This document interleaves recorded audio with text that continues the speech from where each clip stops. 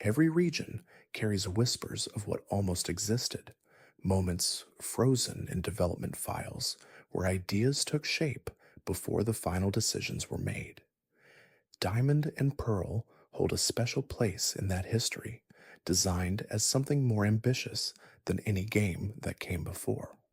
Director Junichi Masuda outlined his vision in words that felt more like poetry than planning, calling the games a world of tomorrow, an ultimate world where love and happiness would be represented by two gemstones. And before we drift off, consider subscribing for more calming journeys like this. And thank you for helping us gently approach 2,000 subscribers tonight. The diamond represented love in Masuda's vision, while the pearl symbolized happiness. These weren't arbitrary choices, but deliberate symbols meant to unite players from different countries and cultures.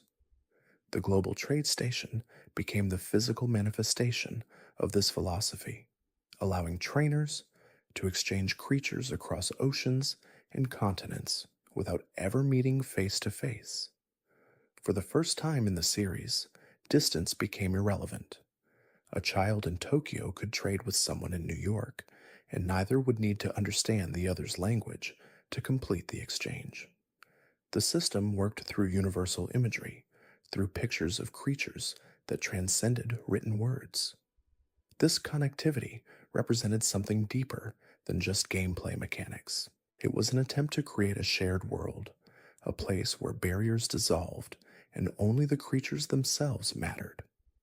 The global trade station sat as a physical building in the game's world, a structure players could visit and interact with, making the abstract concept of global connection feel tangible and real. Inside that digital building, thousands of trades happened simultaneously, creating an invisible web of exchanges that spanned the entire planet. The infrastructure required to support this vision was complex. Servers had to maintain stability while handling trades from players in different time zones, speaking different languages, with different expectations about value and fairness. The system needed to prevent exploitation while remaining open enough to feel genuinely global. Game Freak built safeguards into the trading system, filters that checked for impossible creatures or corrupted data, ensuring that the network remained functional even as millions of players connected simultaneously. These philosophical goals influenced every aspect of Diamond and Pearl's design. The decision to implement three-dimensional visuals on the Nintendo DS came partly from a desire to make the world feel more real, more tangible, more worthy of bringing people together. The transition from 2 dimensions to 3 dimensions wasn't just about graphics, but about creating spaces that felt like actual places, locations that players could imagine existing somewhere beyond the screen. The development team spent considerable time determining how to implement three-dimensional technology without sacrificing the clarity that had always defined Pokemon's visual language. They experimented with camera angles, with perspective shifts, with ways of presenting depth that wouldn't confuse younger players or make navigation difficult. The tile-based overworld remained, a deliberate choice to maintain the grid structure that made movement intuitive and predictable. Players could always know exactly where they would step next, even in a world that now had height and shadow and dimension. Accessibility guided many of these decisions. The team wanted to ensure that anyone could understand the game easily, regardless of age or gaming experience. The tile system helped with spatial reasoning, making it clear where players could walk and where obstacles blocked their path. The three-dimensional models were designed to read clearly even on the DSS's small screen, with silhouettes that remained recognizable from any angle.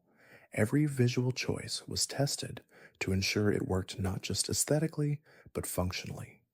The introduction of touchscreen controls represented another philosophical shift in how players would interact with the game. The Nintendo DS featured 2 screens, and Game Freak had to decide how to use that lower screen in ways that felt natural rather than gimmicky. Masuda's vision for touch controls came from watching Shigeru Miyamoto use a prototype DS with a stylus and feeling that the tool created unnecessary distance between player and game. The screen was meant to be touched, and touching it with a stylus felt like adding an extra step to something that should be immediate. This reasoning led to the decision to design the interface for finger-based touching rather than stylus-based precision. The staff initially resisted, concerned about smudges and fingerprints obscuring the screen. Masuda argued that children wouldn't care about cleanliness in the way that adult developers did, and that the obsession with keeping screens pristine was a cultural bias rather than a universal concern. He took photographs of people playing the DS in public, showing how naturally they used their fingers rather than reaching for a stylus. Gradually, the development team adjusted their thinking. The lower screen's interface was redesigned to accommodate finger-based input, with buttons made large enough that players could tap them without looking down, without breaking their focus on the battle or exploration happening on the upper screen. Each command was color-coded, creating visual associations that worked faster than reading text. The fight button was made especially large, with the 4 move options hidden behind it, requiring one tap to reveal and another to select.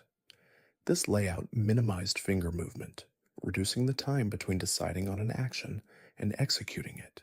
The design philosophy extended beyond just size and color to include the actual placement of buttons, positioning frequently used commands in areas where fingers naturally rested. The interface became muscle memory, something players could navigate without conscious thought after just a few battles. These accessibility considerations served a broader goal of attracting new players to Pokémon. Nintendo's strategy with the DS focused on reaching casual gamers, people who had never seriously considered playing video games before. Pokémon Company President Tsunekazu Ishihara embraced this approach, recognizing that Pokémon had always been designed with younger children in mind, and that making the games more accessible served that original vision. The touchscreen interface drew attention, invited experimentation, created moments where curious onlookers might reach over and tap the screen themselves. Masuda imagined scenarios where gameplay could bring people together physically, not just through online trading. A grandfather watching his grandchild play might lean over and touch the screen, making a move suggestion or asking what a particular button did. The child might be annoyed initially, but the interaction would create conversation, build connection between generations. The visible, tactile nature of the touchscreen made Pokémon something that could be played collaboratively, even in a single-player game. The Sinnoh region, where Diamond and Pearl take place, drew inspiration from Hokkaido, the northernmost island of Japan. This geographic choice brought with it certain environmental expectations. Snowy areas were added to make the setting feel appropriately northern, creating routes and towns where weather became part of the landscape rather than just a battle effect. The region's layout reflected Hokkaido's mountains and lakes, its distinct seasons, and its relationship between urban centers and wilderness. The return of the day and night cycle, a feature introduced in gold and silver, became more sophisticated with the DS's improved hardware. The internal clock tracked real-world time, and the game's visuals shifted accordingly. Morning light looked different from afternoon sun, which looked different from evening twilight, which looked different from night darkness. The DS could display hundreds of times more colors than the Game Boy Advance, allowing for subtle gradations in lighting that made time feel tangible and real. This day and night system wasn't just cosmetic. Different creatures appeared at different times, and certain events could only occur during specific hours. Players had to plan around their real-world schedules, deciding whether to wake up early to catch a dawn-spawning Pokémon or to stay up late for a nocturnal encounter. The game acknowledged that players had lives beyond the screen, and it built that acknowledgement into its core mechanics. One of the most significant changes Diamond and Pearl introduced came from reconsidering how attacks functioned. In the first 3 generations, all moves of a certain type were categorized as either physical or special based solely on type. Fighting moves were always physical, hitting based on the attack stat.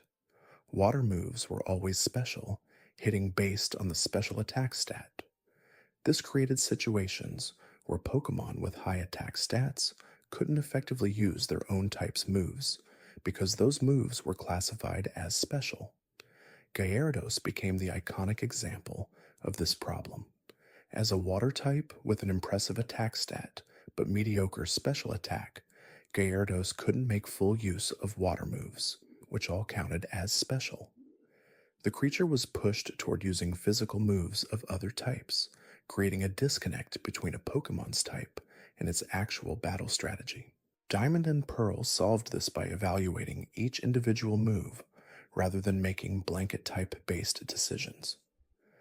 Some water moves, like Waterfall, became physical because they involved direct contact. Other water moves, like Hydro Pump, remained special because they involved projected energy. This split gave Pokemon with unusual stat distributions more viable options, allowing for greater strategic diversity. Gyarados could finally use physical water moves effectively, creating a clearer connection between appearance, type, and battle strategy. The impact of this change rippled through the competitive scene.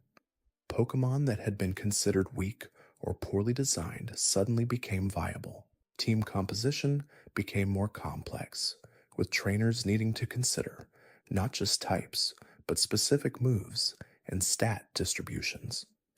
The physical special split is often credited with ushering in a new era of competitive Pokemon, making battles deeper and more strategic than they had been in previous generations.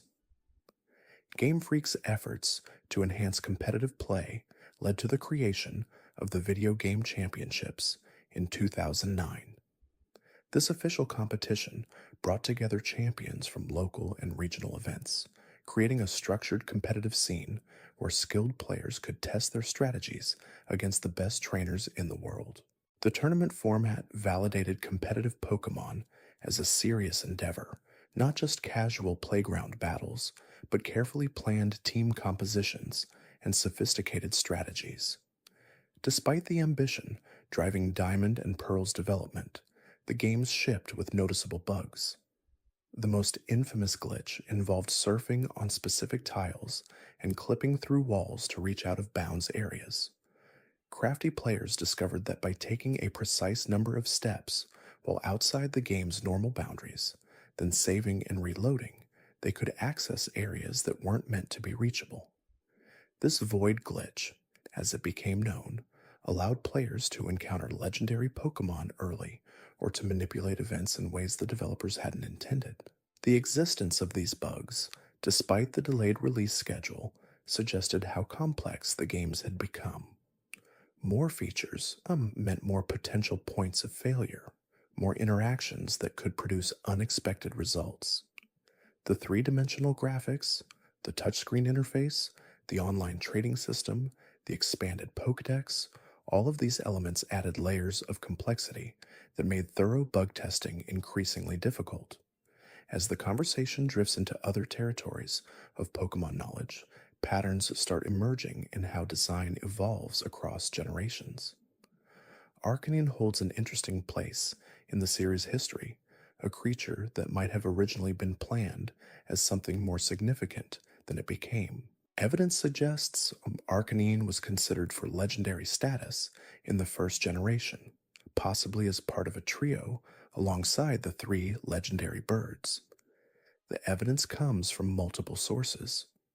Arcanine appears alongside the legendary birds in early promotional materials, positioned as though it belongs to that same tier of rare, powerful creatures.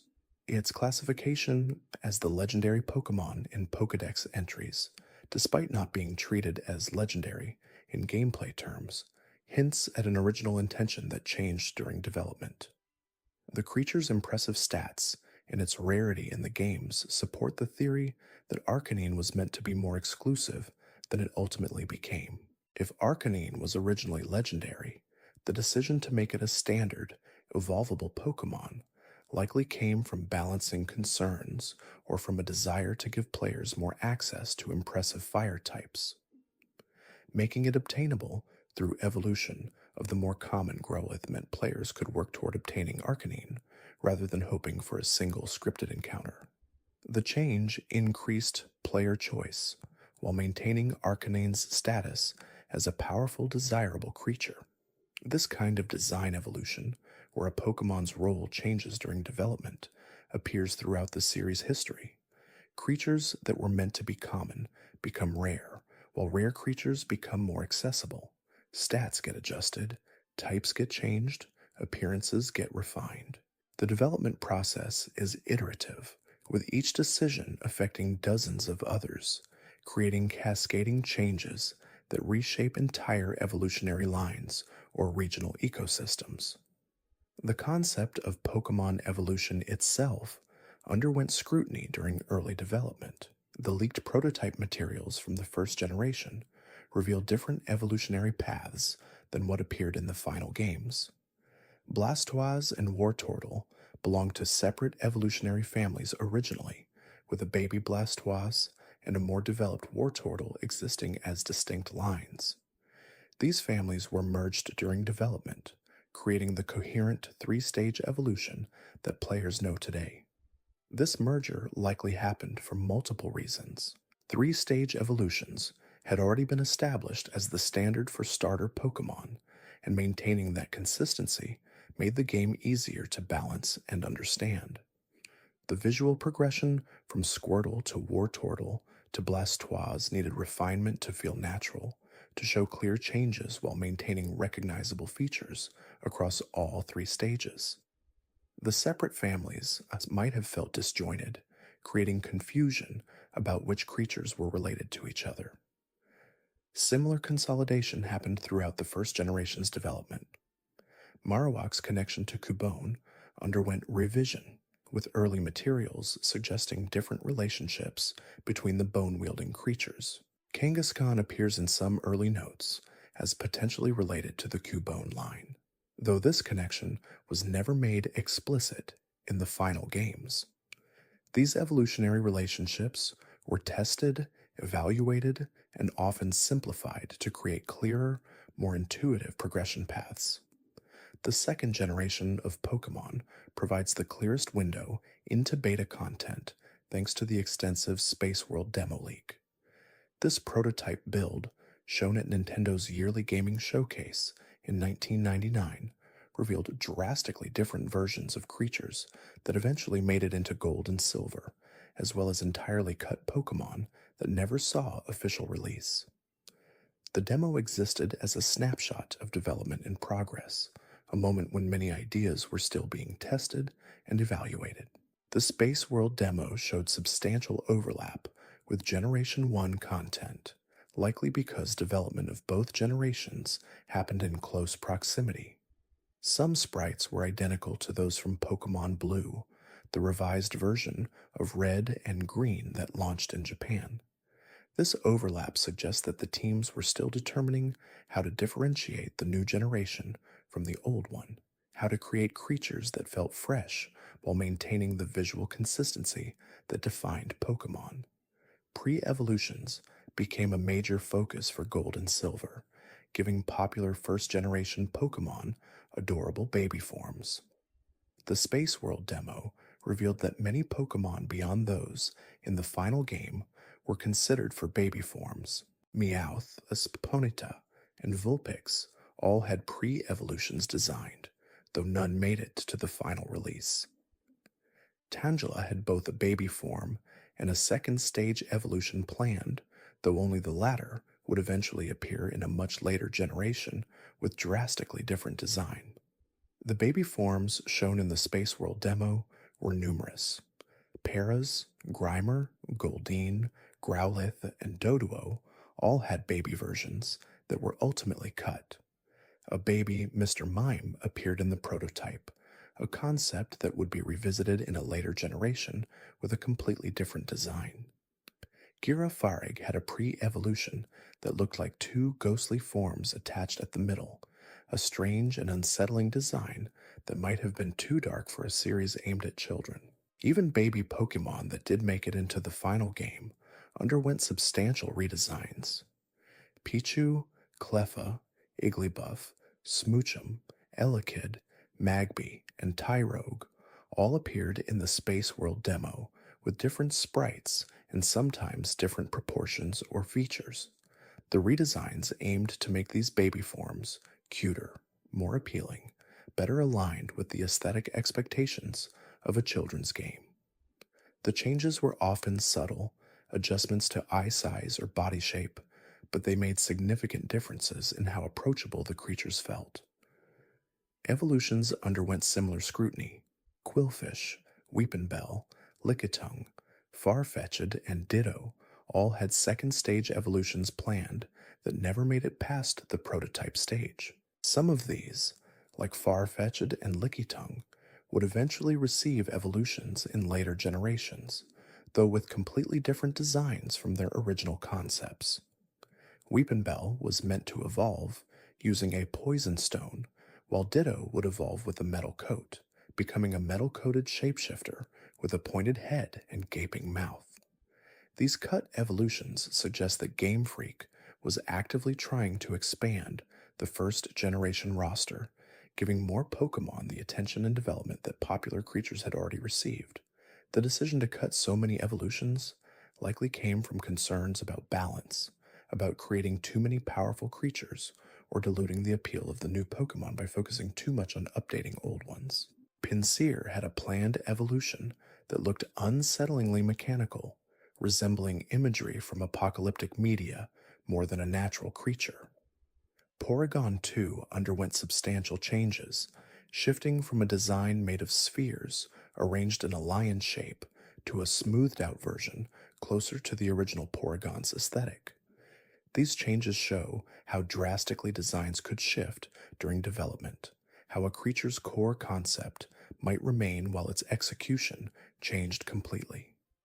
An early Lafayette design appeared in the Spaceworld demo, suggesting that the evolution concept was being expanded earlier than the final games indicated.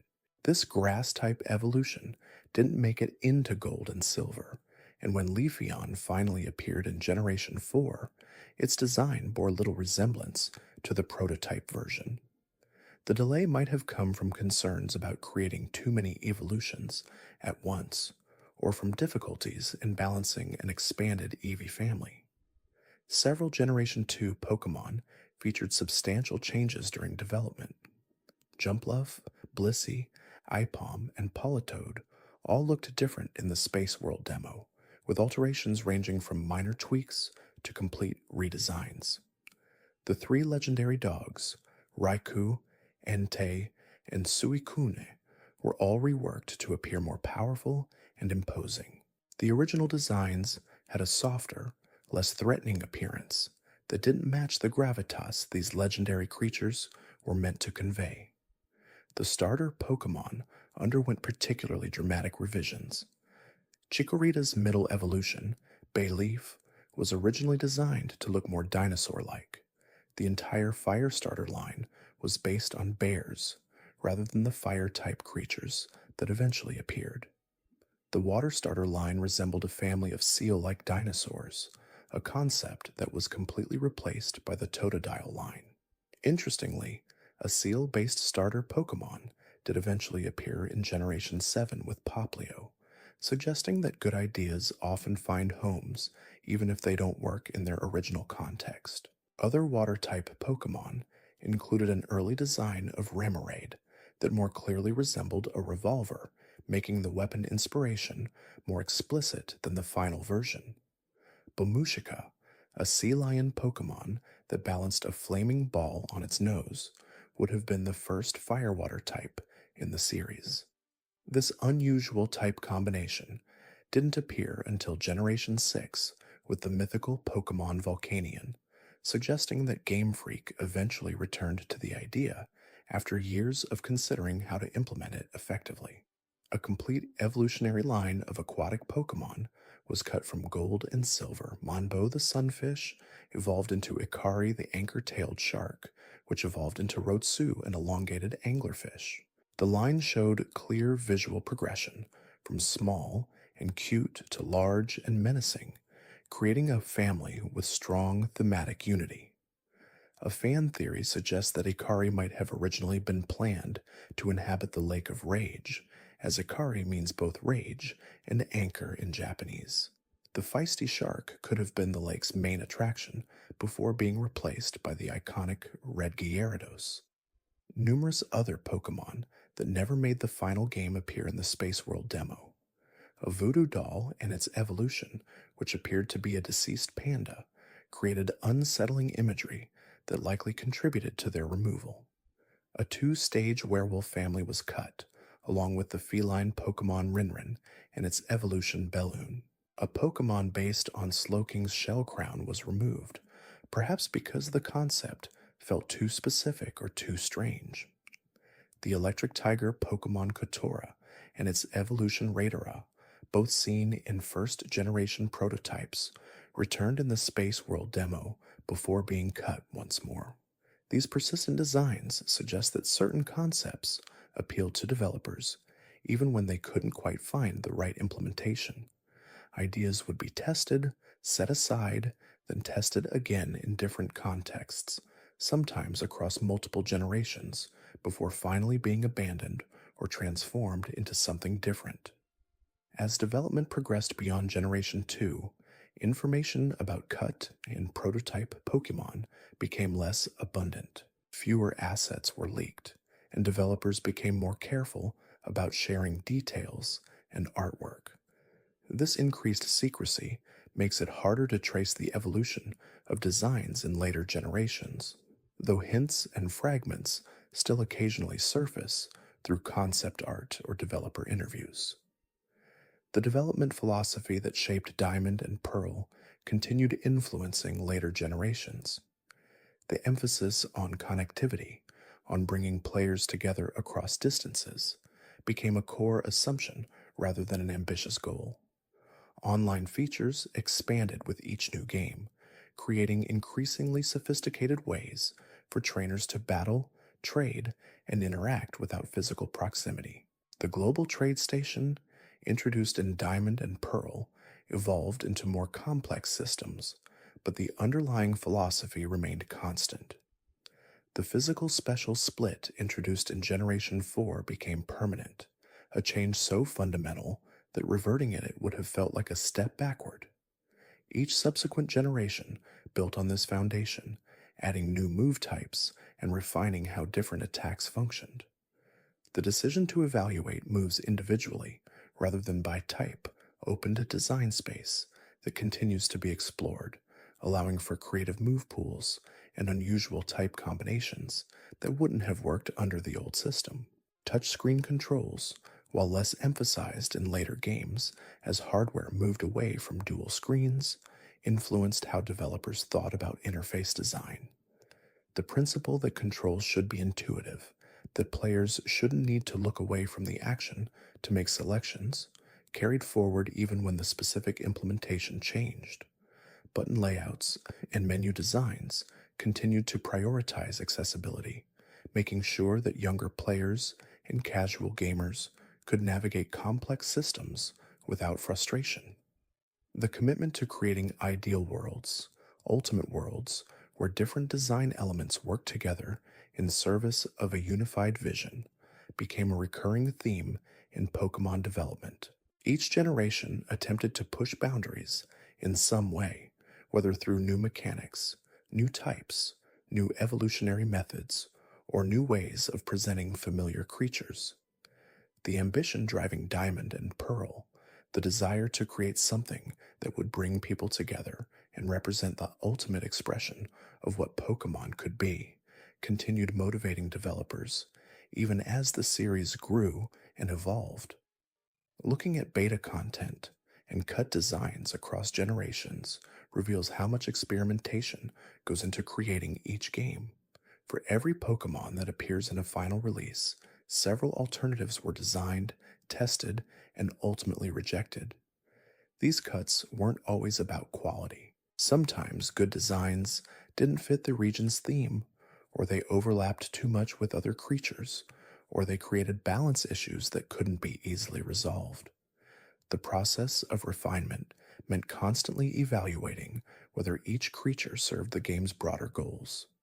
The philosophical approach Masuda outlined for Diamond and Pearl, with its emphasis on love and happiness, represented through gemstones, reflects a broader design tradition in Pokemon.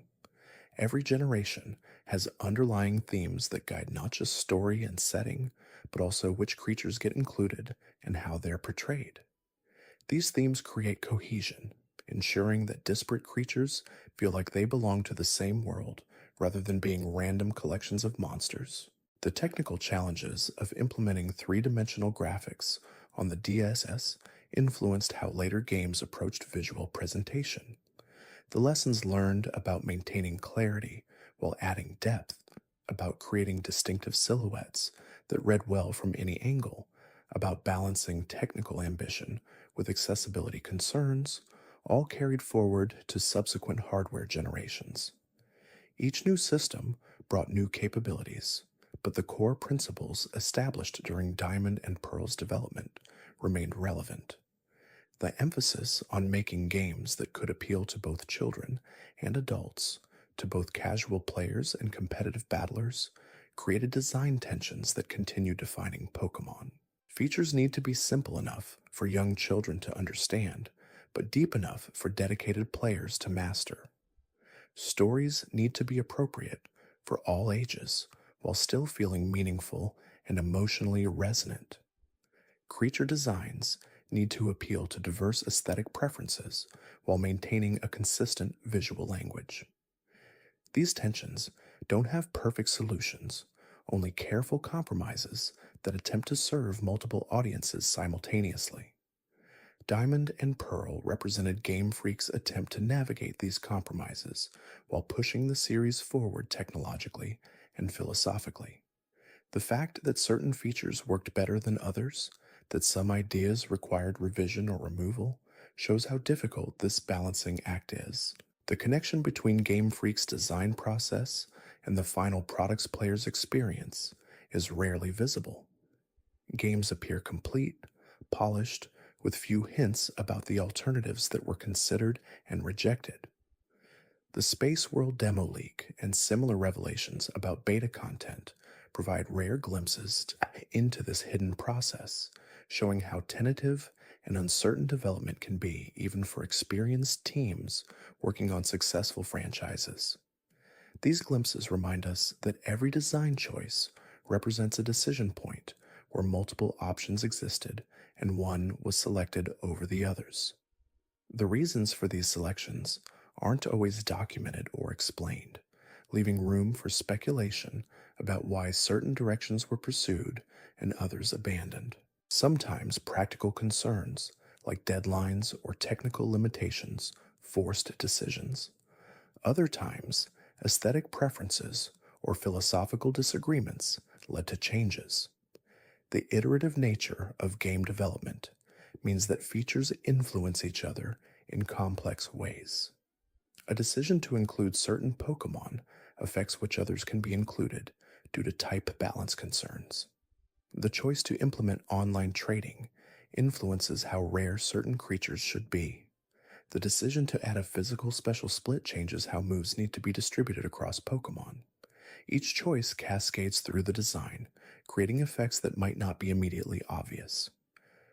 Understanding this interconnected nature of game design helps explain why development is so time-consuming and why delays are common. Diamond and Pearl were announced for a 2005 release, but didn't launch in Japan until December 2006. Even with that extra development time, the games shipped with noticeable bugs, suggesting that the scope of changes and additions made thorough testing difficult within the available timeframe. The Midnight Voice glitch that allowed players to access legendary Pokemon early or manipulate events in unintended ways shows how complex interactions between systems can create unexpected behaviors.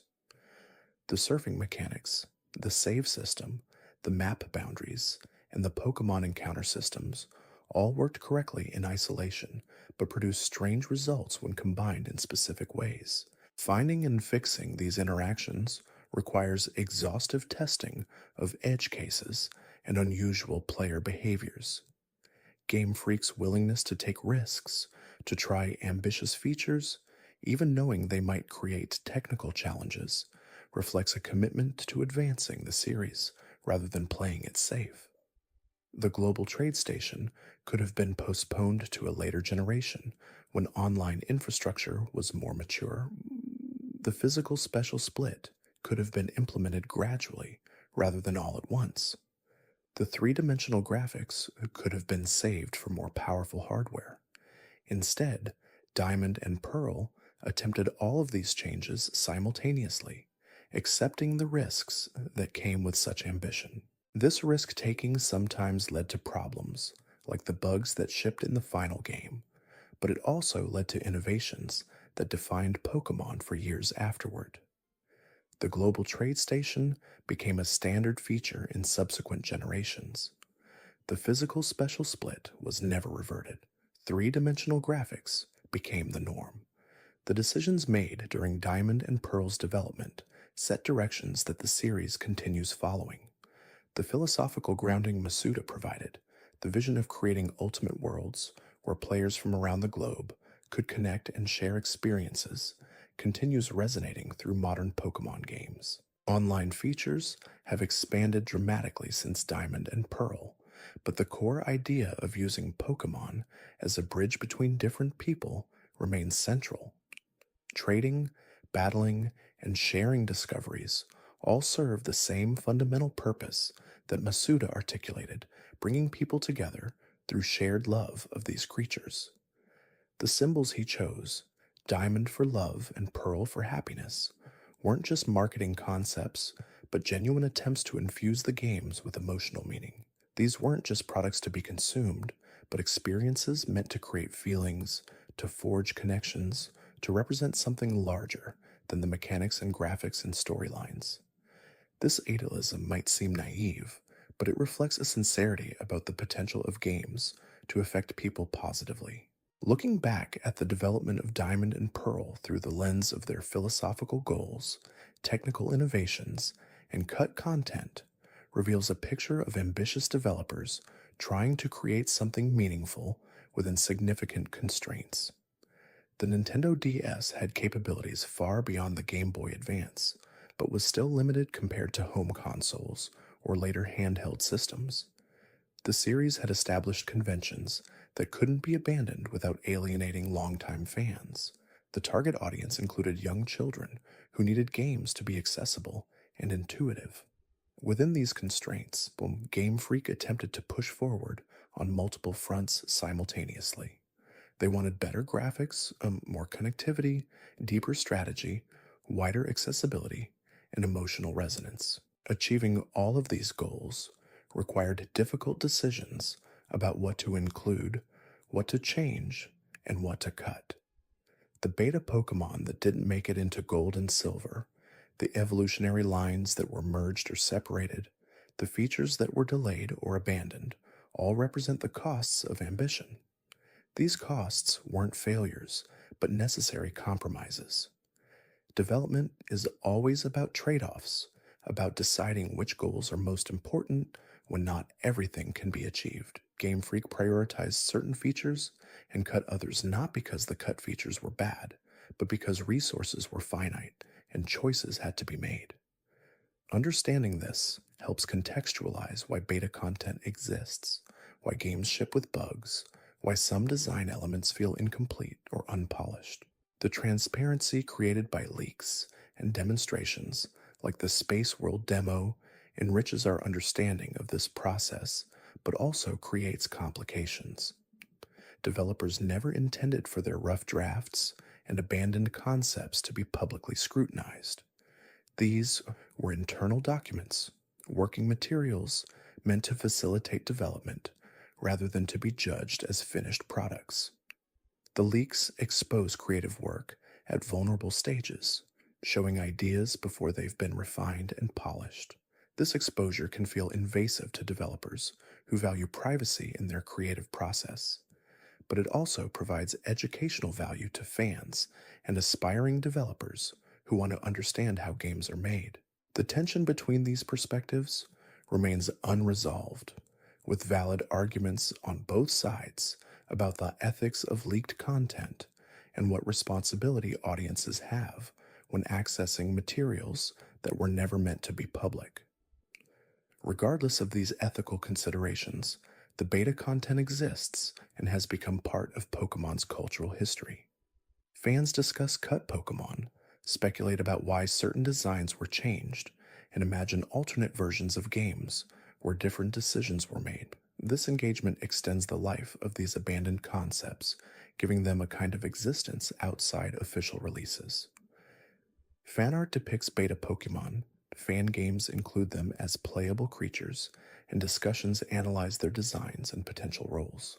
This community activity transforms cut content from failed experiments into alternative canon, a shadow version of Pokemon that exists parallel to the official series. The beta Pokemon become legends in their own right, creatures that almost existed but never quite made it to reality. They occupy a liminal space between imagination and implementation, known but never experienced in their intended contexts. The preservation of this content, whether through official channels like the Spaceworld demo or unofficial channels like leaked development files, serves archival purposes. Future historians studying game development will have access to these materials, allowing them to trace how designs evolved and how teams made decisions. This documentation is invaluable for understanding not just Pokemon, but game development more broadly. The patterns visible in Pokemon development, the tendency to start with literal interpretations of concepts before abstracting them, the preference for simpler designs over complex ones, the emphasis on accessibility and broad appeal, these patterns appear across the gaming industry. Studying how Game Freak approaches these challenges provides insights applicable to other developers working on other projects. The lessons learned from Diamond and Pearl's ambitious scope, from the cuts made to Gold and Silver's roster, from the evolution of design philosophy across generations, all have relevance beyond Pokemon specifically. As new generations continue launching, the development process remains largely hidden from public view. Modern developers are more careful about what materials they share, more aware that early concepts might eventually leak or be shown out of context. This increased secrecy makes it harder to understand how current games are made, but it also protects the creative process, allowing teams to experiment without fear of premature judgment. The legacy of Diamond and Pearl lies not just in the features they introduced, but in the philosophy they represented. The idea that games can bring people together across vast distances, that they can create communities bound by shared experiences rather than physical proximity, that they can represent ideals like love and happiness through mechanics and design choices. This legacy continues influencing how Pokemon games are conceptualized and created. Every generation since Diamond and Pearl has built on that foundation, expanding connectivity features, refining competitive balance, improving accessibility, and pushing technical capabilities. But the core vision remains recognizable, the belief that Pokemon can be more than just games, that they can be spaces where different people meet and connect through mutual appreciation of these creatures that exist in the space between imagination and reality. The journey from concept to release is never straightforward, never easy, never perfectly executed, but the attempt to create something meaningful, something that brings people joy and builds communities, makes the effort worthwhile.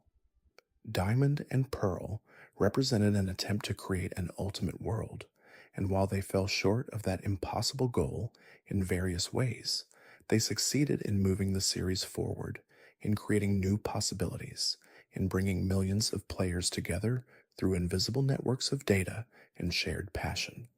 The creatures that didn't make it, the designs that were cut or changed, the features that were abandoned or delayed, all contributed to that journey. They weren't wasted effort, but necessary steps in the process of refinement, the work of discovering what worked and what didn't, what served the game's goals and what distracted from them. Every finished Pokemon game carries within it the invisible weight of these alternatives, the shadow roster of creatures that almost existed but ultimately didn't. These shadows remind us that creation is as much about what we choose not to include as what we include. The discipline of cutting, of saying no to ideas that might be good in isolation but don't serve the larger whole, is essential to making coherent, focused works. Diamond and Pearl's development team exercised that discipline repeatedly, making difficult choices about what to prioritize and what to sacrifice. The result was a game that, despite its bugs and compromises, achieved many of its ambitious goals.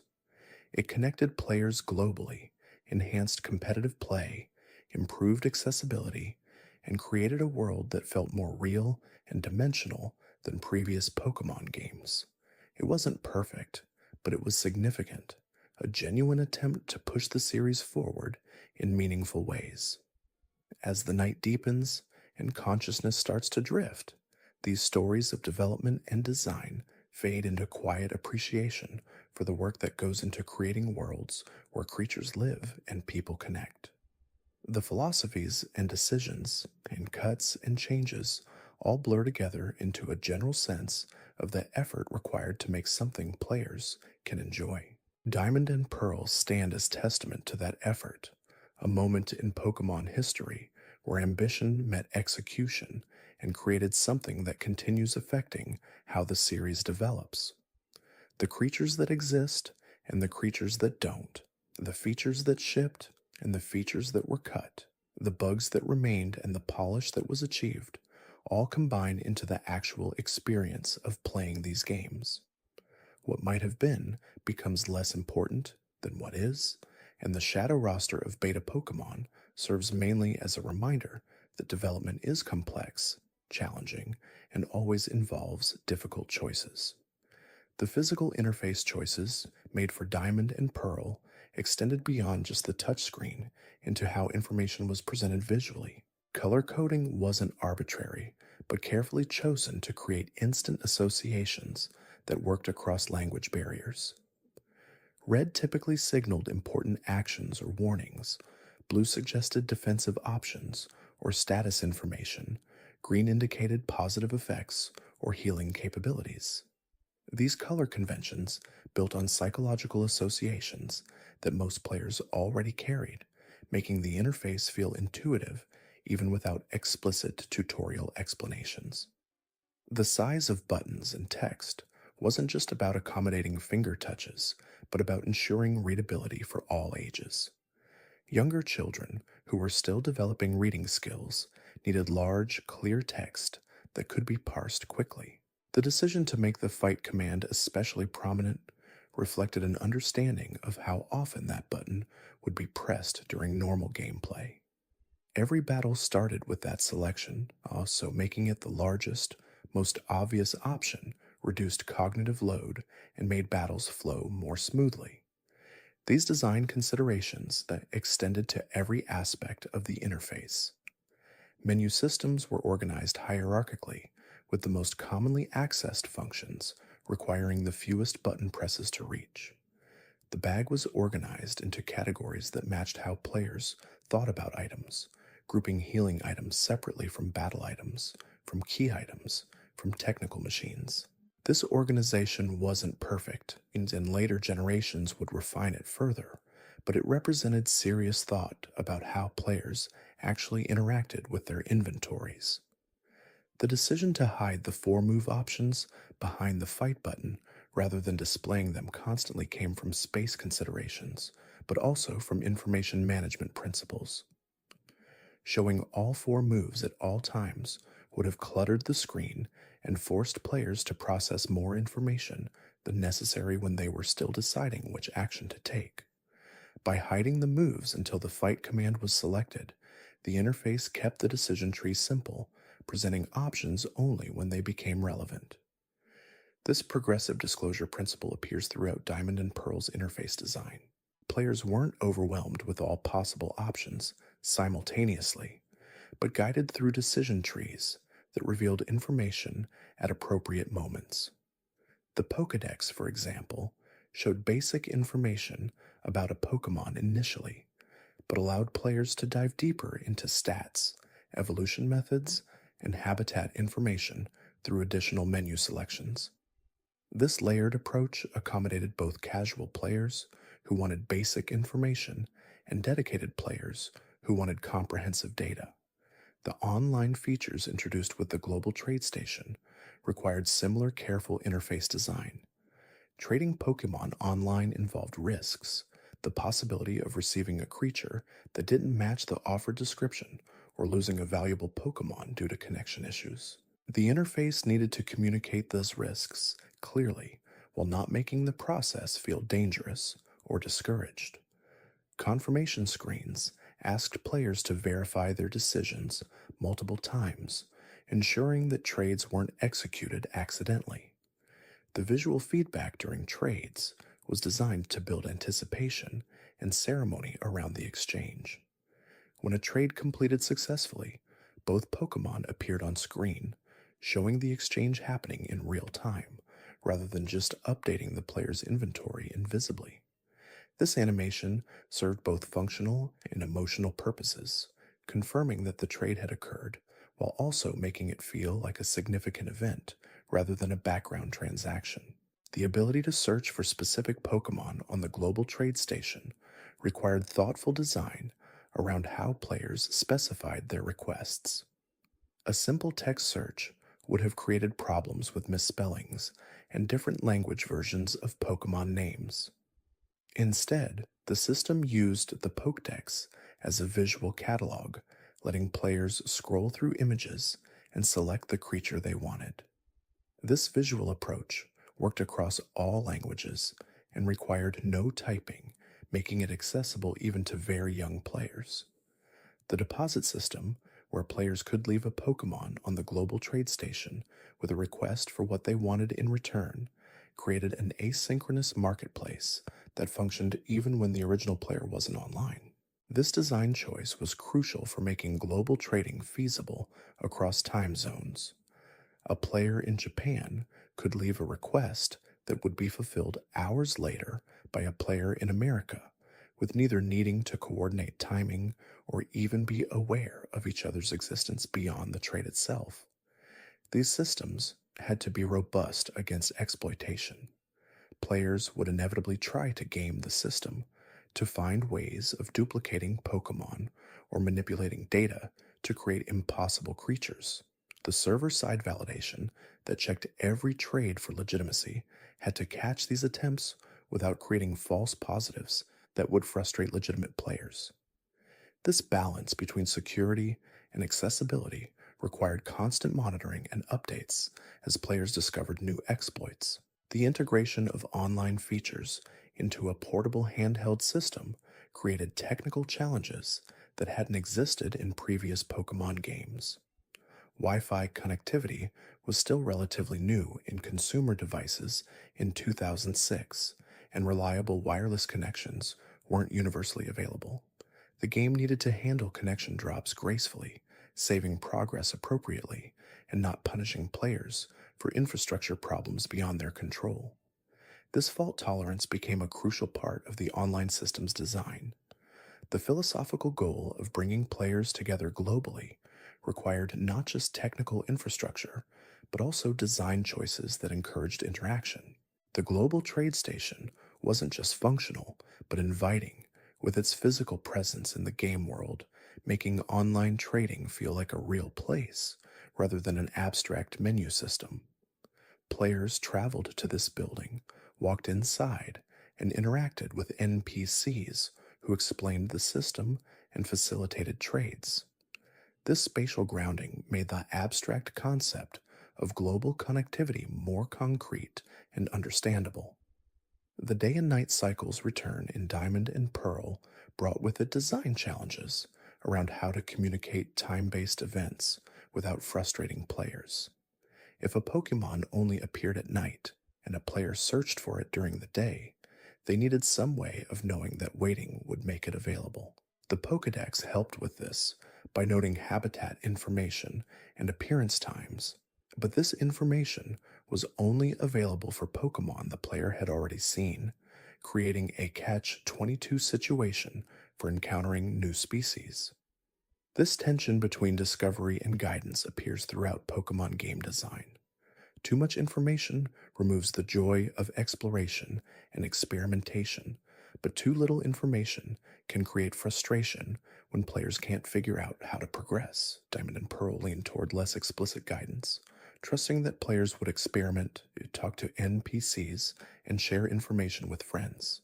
This design philosophy assumed a social context where players would help each other, where discovering something rare or unusual would become a story to share rather than a private achievement. The emphasis on social play extended beyond just trading and battling. The underground system, where players could dig for fossils and treasures, was designed as a shared space where multiple players could interact simultaneously. Secret bases let players create personalized spaces and visit bases created by friends, turning the game world into a canvas for creativity and self-expression. These features reinforce the idea that Pokemon was meant to be experienced communally, that the games were better when shared with others. This philosophy traces back to the series' origins, where trading between linked Game Boys was essential for completing the Pokédex.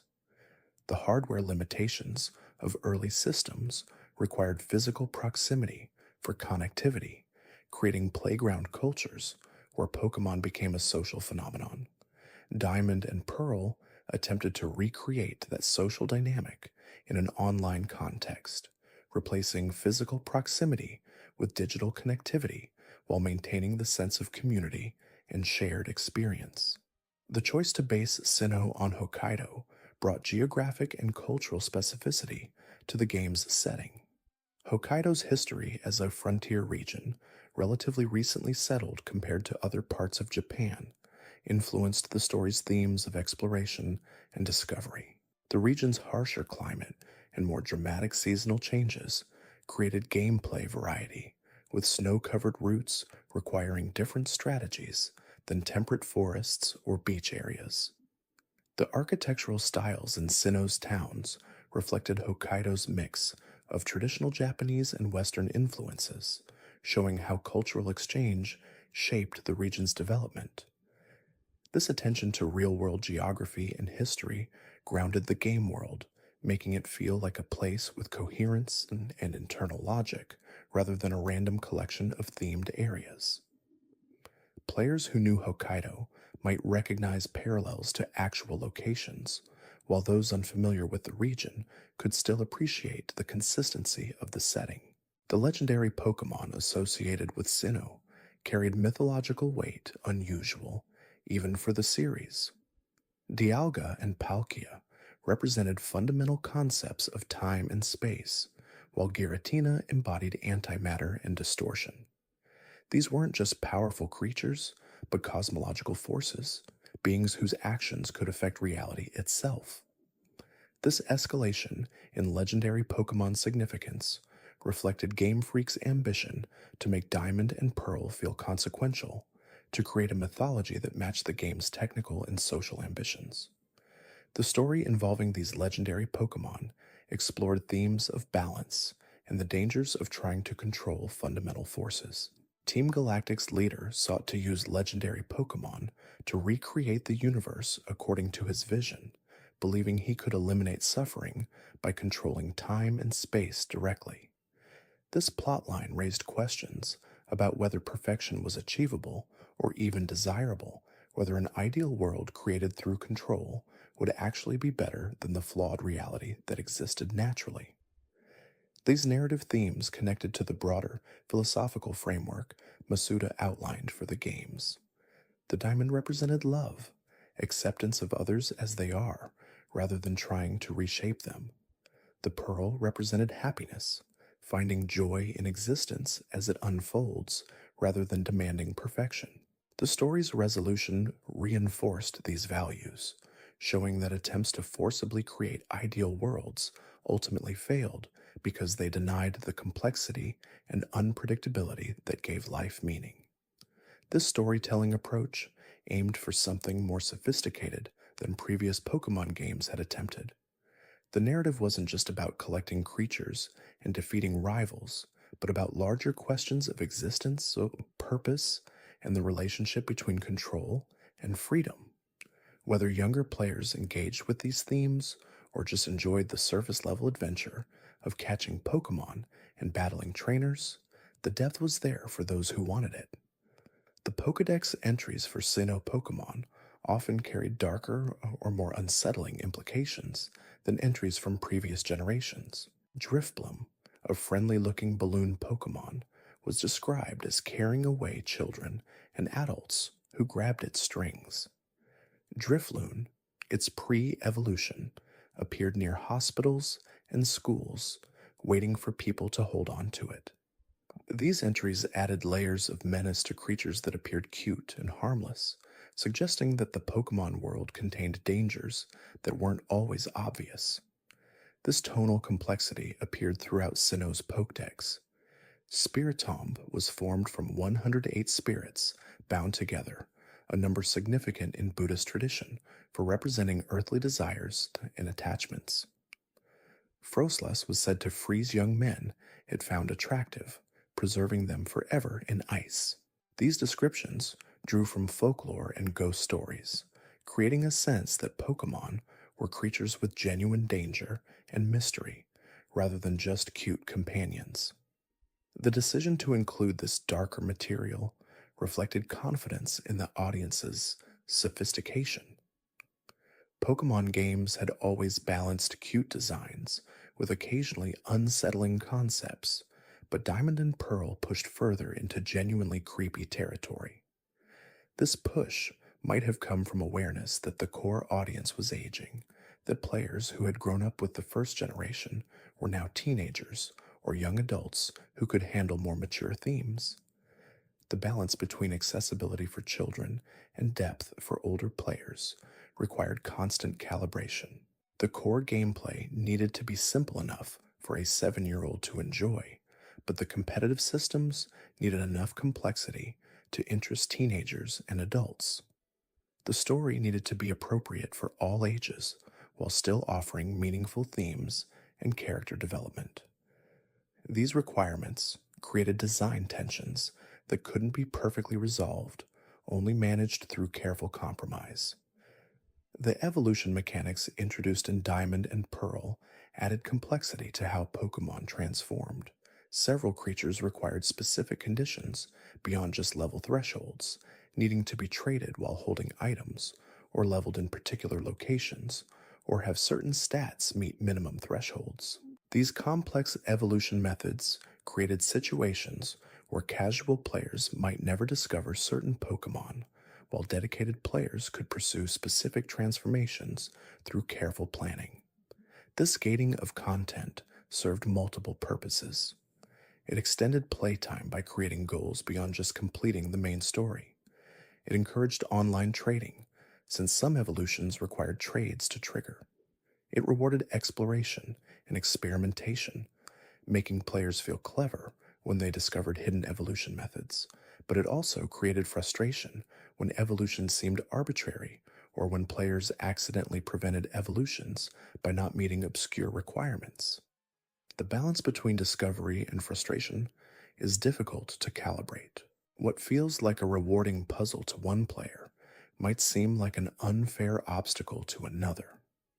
Diamond and Pearl leaned toward rewarding dedicated players who read carefully and experimented thoroughly, but this approach meant casual players might miss content entirely.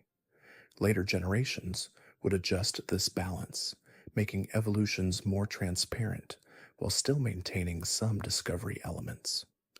The introduction of new evolution items and methods reflected Game Freak's ongoing experimentation with how Pokemon should change and grow.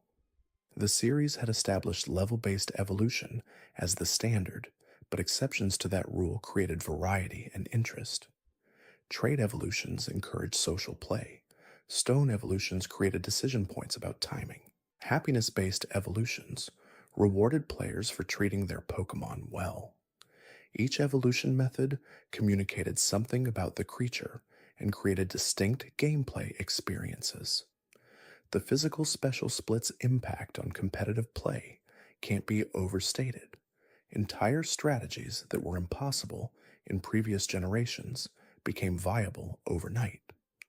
Pokémon that had been considered weak suddenly found niches in the metagame. Team building became more complex, requiring consideration of not just types, but specific moves and how they interacted with individual Pokémon's stat distributions. This added layer of strategic depth made competitive Pokémon more engaging for players who wanted to master the battle system. The competitive community that grew around Diamond and Pearl created its own culture, with established terms, strategies, and social norms. Players developed shared language for discussing battle strategies, creating shorthand that let them communicate complex ideas efficiently. Terms like sweeper, wall, and pivot became standard vocabulary. Understanding these concepts and how they interacted became essential for serious competitive play. This competitive culture existed somewhat separately from the casual play experience most players had. Completing the main story, catching favorite Pokémon, and battling friends casually required no engagement with competitive terminology or advanced strategies. But for players who wanted to go deeper, to test themselves against skilled opponents, the competitive scene offered nearly limitless depth. This split between casual and competitive play created distinct audiences with different needs and expectations from the games. Game Freak's challenge was serving both audiences without alienating either. Casual players shouldn't feel overwhelmed by complexity they didn't want to engage with, while competitive players also needed enough depth to maintain interest over hundreds or thousands of battles. The solution involved creating accessible core gameplay with hidden depth, where surface-level mechanics were intuitive, but mastering advanced strategies required significant investment. The Video Game Championships, launched in 2009, represented official validation of competitive Pokémon. By hosting tournaments and offering substantial prizes, the Pokémon Company signaled that competitive play was legitimate, worthy of support and recognition. This validation helped grow the competitive scene, attracting players who might have been interested but needed assurance that competitive Pokémon was taken seriously. The championship format evolved over years, with rules and restrictions adjusted based on community feedback and observed balance issues. Certain Pokémon or strategies proved too dominant and needed to be banned or limited. Battle formats were tested and refined, with different rule sets creating distinct competitive environments. This ongoing evolution showed that competitive balance was an active project rather than something that could be perfected and left alone. The bugs that shipped with Diamond and Pearl became legendary in their own right, particularly the Void glitch that let players access areas outside the game's normal boundaries. The existence of this glitch spawned an entire sub-community of players dedicated to glitch hunting, to finding and documenting ways the game could be broken or manipulated. These players treated the games almost like puzzle boxes, looking for seams in the design where unexpected behaviors emerged. The Void glitch itself involved surfing on specific tiles where the collision detection didn't properly block water movement, then navigating through the out-of-bounds area to reach event triggers or Pokémon encounters that were meant to be inaccessible until later in the game.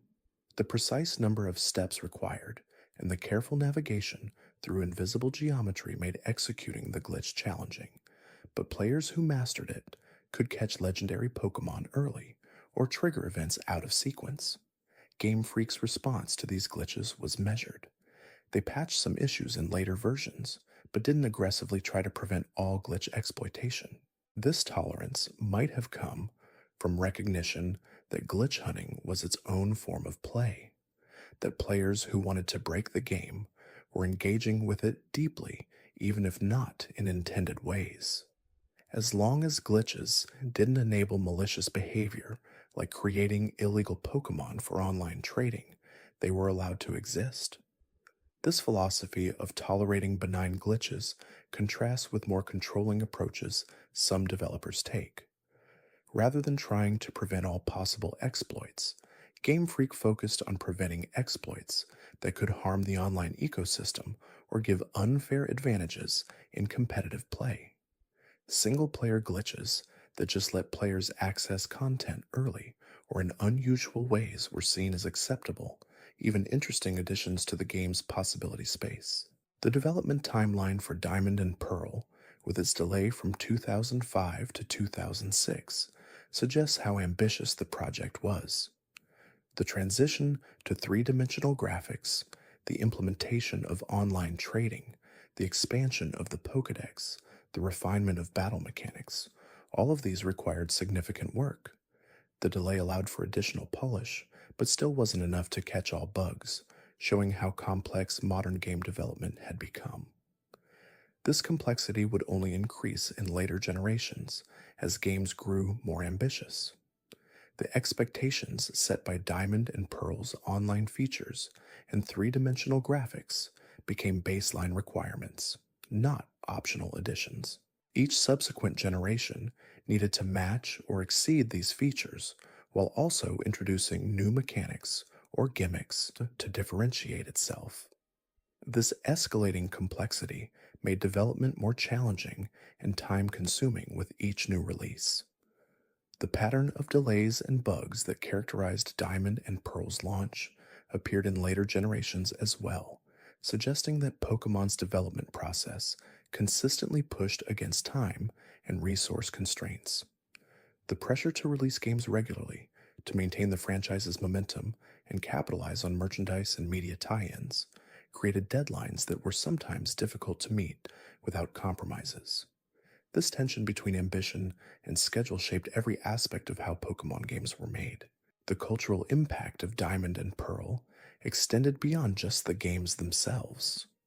The generation introduced Pokemon to a new audience, while bringing back lapsed players who had stopped playing after earlier generations. The improvements to competitive play attracted older players who wanted strategic depth. The online features made Pokemon feel modern and connected, relevant to an era where online gaming was becoming standard rather than novel. This cultural renewal came at a crucial time for the franchise. Interest in Pokemon had declined somewhat after the initial explosion of the late 90s. Diamond and Pearl helped revitalize that interest, proving that the series could evolve and adapt while maintaining its core identity. The success of these games validated Game Freak's approach and set directions that would guide the series for years afterward. The philosophical framework Masuda created, with its emphasis on bringing people together and creating ideal worlds, represented more than just marketing language. It reflected genuine belief in games' potential to create positive experiences and build communities. This idealism might seem quaint in an era of cynical gaming discourse, but it motivated real design choices that affected how millions of people experienced Pokemon. The legacy of that idealism appears in features that prioritized social connection over competitive advantage, that encouraged trading and interaction, that tried to create spaces where different people could meet and share experiences. Not all of these features worked perfectly, and some created problems that needed to be addressed in later generations. But the attempt to create connected, communal experiences remained admirable even when execution fell short of ideals. The beta content from Gold and Silver reveals how much Pokemon designs can change during development. The Spaceworld demo's creatures often looked drastically different from their final versions, showing that visual design was iterative and responsive to feedback. Some creatures became cuter, some became fiercer, Some were completely redesigned to better fit their roles or types. This willingness to revise even fully sprited creatures showed commitment to getting designs right rather than settling for good enough. The sheer number of cut Pokemon from Gold and Silver suggests that Game Freak generated far more ideas than could fit in a single game. This abundance of creativity meant that some good designs inevitably had to be sacrificed, not because they were flawed, but because space was limited. The roster size was constrained by storage limitations on Game Boy cartridges and by gameplay balance concerns. Adding too many new Pokemon might overwhelm players or create balance nightmares in competitive play. The decision to create baby forms for existing Pokemon showed willingness to revisit and expand on successful creatures from the first generation. But not all Pokemon needed or received baby forms, and the selection process for which ones did revealed priorities about which creatures were popular enough or thematically appropriate for pre-evolutions. The baby forms that were cut might have failed this evaluation, seeming forced or unnecessary rather than natural extensions of existing evolutionary families. The evolution additions that were cut from Gold and Silver similarly reveal evaluation criteria. Some Pokemon, like Quillfish and Dunsparce, remained as single-stage creatures despite having planned evolutions. These decisions might have come from concerns about balance, about visual coherence, or about whether the evolutions added meaningful value. A Pokemon that worked well as a standalone creature might actually become less appealing with an evolution that didn't fit or that forced it into a different role. The drastically different starter designs in the Spaceworld demo show how fundamental even core creatures could change during development.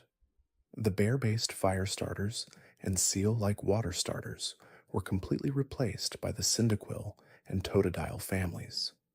This willingness to scrap entire evolutionary lines and start over demonstrated commitment to getting starters right, understanding that these creatures would be many players' first and most significant Pokemon.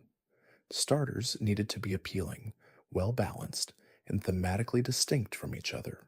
The type combinations attempted in Gold and Silver's development, like Bomashika's fire-water typing, showed experimentation with unusual pairings. This particular combination didn't appear until Volcanion in Generation 6, suggesting that Game Freak eventually returned to the idea after determining how to implement it effectively.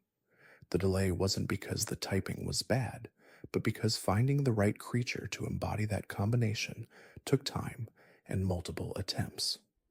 The aquatic evolutionary line of Monbo, Ikari, and Rotsu that was completely cut shows how entire concepts could be abandoned even when they had clear thematic unity and visual progression. The theory about Ikari being intended for the Lake of Rage adds narrative weight to the cut, suggesting that removing these Pokemon required revising story plans as well. The decision to use the red Gyarados instead might have come from wanting to feature an existing Pokemon in an unusual form, rather than introducing a completely new creature for that story beat. The creepy voodoo doll Pokemon and its deceased panda evolution reveal that Game Freak was willing to explore genuinely dark concepts during development. The decision to cut these designs likely came from concerns about appropriateness, about whether Pokemon aimed at children should include imagery of death and dark magic so explicitly. The series had always flirted with darker themes, but there were limits to how far those themes could be pushed before crossing lines of good taste or age appropriateness. The werewolf line that was cut might have fallen victim to similar concerns, or it might have simply overlapped too much with other Pokemon.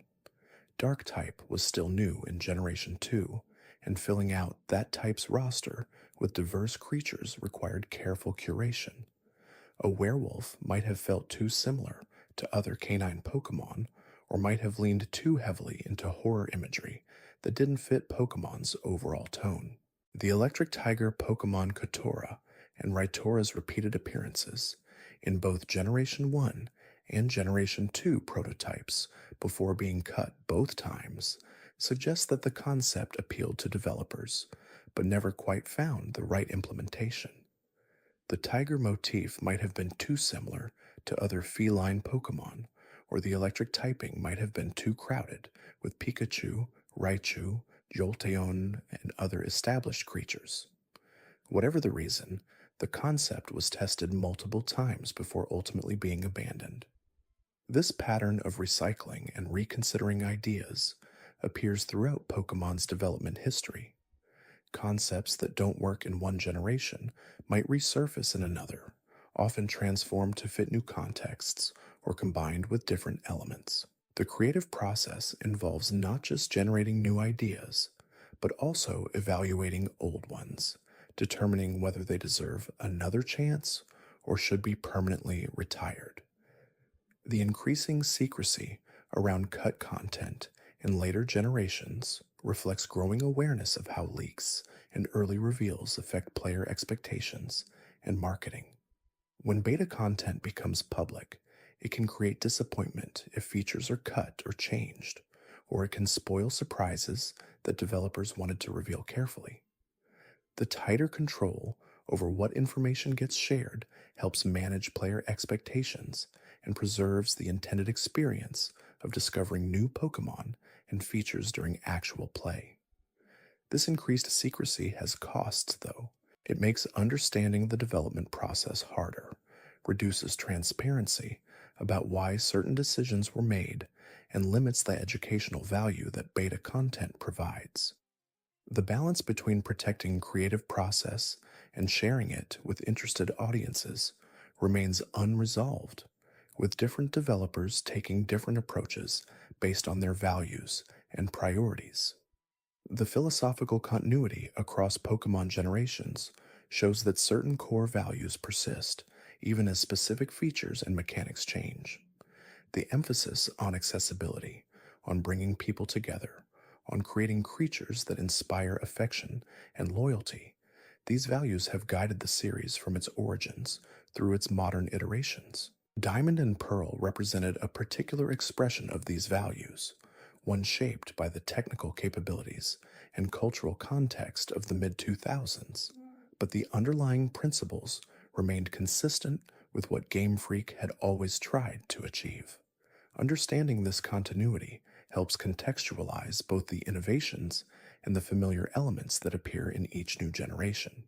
The physical special split was innovative, but it served the long-standing goal of making battles more strategic and giving Pokemon more viable options. Online trading was new, but it extended the social connectivity that had always been central to the series. Three-dimensional graphics changed how the world looked, but the tile-based navigation maintained the accessibility that had made earlier games easy to play. This balance between innovation and continuity defines successful, long-running series. Change too much, and longtime fans feel alienated. Change too little, and the series feels stagnant. Pokemon has generally navigated this balance well, introducing enough new elements to feel fresh while maintaining enough familiar elements to feel like Pokemon. Diamond and Pearl exemplified this balance, pushing forward on multiple fronts while remaining recognizable as Pokemon games. The bugs and glitches that shipped with Diamond and Pearl, rather than diminishing the game's legacy, became part of their character. The Void glitch, in particular, became famous enough that players who never exploited it still knew about it, creating shared knowledge that united the player base. These imperfections made the games feel more human, less like polished commercial products, and more like ambitious projects created by people who cared deeply but were working within real constraints. This humanization of game development, seeing the people and decisions behind the finished product, creates different relationships between players and games. Rather than treating games as mysterious artifacts handed down from unknowable creators, players can appreciate them as works created by teams with specific goals, facing specific challenges, making specific compromises. This understanding doesn't diminish enjoyment, but enriches it, adding layers of context and appreciation. The global trade station's design, as both a mechanical system and a physical location in the game world, exemplified thoughtful integration of new features into existing frameworks. Rather than just being a menu option accessed from anywhere, trading required traveling to a specific building, creating slight friction that made trades feel more significant. This design choice connected the abstract concept of global connectivity to the concrete experience of exploring the game world. The NPCs in the global trade station, who explained how trading worked, served both tutorial and world building functions. They made the system's mechanics clear, while also making the building feel inhabited, like a real place where people gathered to facilitate exchanges. This attention to making new features feel integrated rather than tacked on showed care in how Diamond and Pearl's ambitious additions were implemented. The underground system, while less revolutionary than online trading, created another space for social interaction. Players could dig for fossils and rare items, create secret bases, and encounter other players' bases. This feature drew from elements of earlier generations, particularly Ruby and Sapphire's secret base system, but expanded and refined them. The underground became its own mini-game within the larger game, a reason to explore beneath Sinnoh's surface. The items available through underground digging included fossils that could be revived into ancient Pokémon, creating another avenue for completing the Pokédex. This integration of different systems, where features supported each other and created multiple paths toward similar goals, showed sophisticated game design. Players weren't forced down single narrow paths, but given options, multiple ways to engage with the game's content. The aesthetic consistency of Sinnoh's design, with its mix of traditional Japanese architecture and modern structures, with its northern climate and dramatic geography, created a region that felt cohesive and purposeful. Every town and route seemed to belong to the same world, to follow the same design language and thematic logic. This coherence made exploration more satisfying, as discovering new areas felt like uncovering different parts of a unified whole rather than disconnected set pieces. The legendary Pokemon's mythological weight added narrative significance to the player's journey. Encountering Dialga or Palkia wasn't just about catching a powerful Pokemon, but about interacting with forces that shaped reality itself. The story built to these encounters carefully, establishing the stakes and making clear why these creatures mattered beyond just their battle capabilities. This narrative framing elevated legendary encounters beyond simple Pokemon catching into climactic story moments. The connection between legendary Pokemon and the game's philosophical themes showed attention to how mechanics and narrative could reinforce each other. Team Galactic's plot to control time or space through legendary Pokemon directly challenged the themes of love and happiness that Masuda had outlined as central to the game's vision. The conflict between forced perfection and natural imperfection, between control and freedom, played out through both story beats and gameplay mechanics. The resolution of this conflict, where the player prevents Team Galactic from succeeding and allows reality to continue its natural course, reinforced the game's values. The message wasn't that the world was perfect as it existed, but that attempting to forcibly recreate it through control and domination was worse than accepting and working with reality's inherent complexity. This thematic sophistication elevated Diamond and Pearl's story beyond the simple good versus evil narratives of earlier Pokemon games. The Pokédex entry's darker implications added texture and depth to how Pokemon were presented. The series had always included slightly unsettling Pokédex information, but Diamond and Pearl pushed further into genuinely creepy territory. This willingness to include darker elements while keeping the overall tone appropriate for children showed confidence in the audience's ability to handle complexity and occasional unease. The balance between cute designs and disturbing lore created interesting tension. A Pokemon like Drifloon looked adorable, a simple balloon with a cheerful face. But learning that it tried to carry away children added a layer of menace that changed how the creature felt. This juxtaposition of appearance and implication made Pokemon feel more like folklore creatures, entities with genuine danger lurking beneath innocent exteriors. This folklore quality had always been part of Pokemon's appeal, but Diamond and Pearl made it more explicit. The references to Japanese mythology and ghost stories, the unsettling implications in Pokédex entries, the legendary Pokémon tied to fundamental cosmic forces, all contributed to a sense that Pokémon existed in a world with genuine mystery and danger. This darker edge appealed to older players while remaining accessible to children who could engage with the surface level without dwelling on disturbing implications. The aging audience for Pokémon presented both opportunities and challenges.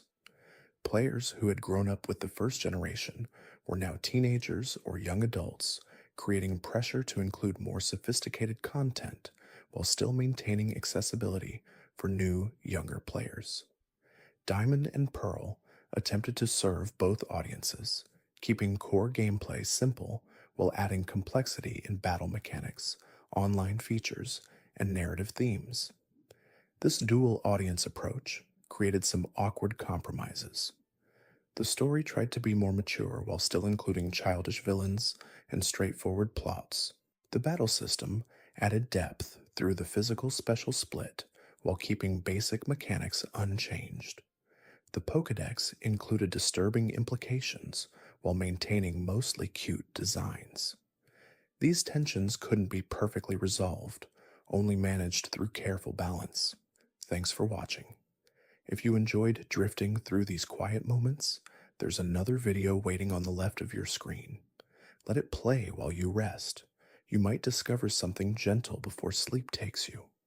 The evolution of Game Freak's design philosophy across generations shows learning and adaptation. Mistakes made in earlier games were corrected, successful features were expanded, and new ideas were constantly tested. Diamond and Pearl represented the culmination of lessons learned from the first 3 generations, incorporating feedback from millions of players and years of competitive play. The games weren't perfect, but they showed clear progress in how Pokémon games were designed and implemented. The technical achievements of implementing 3-dimensional graphics on the Nintendo DS shouldn't be understated. The hardware was significantly more capable than the Game Boy Advance, but still had substantial limitations compared to home consoles.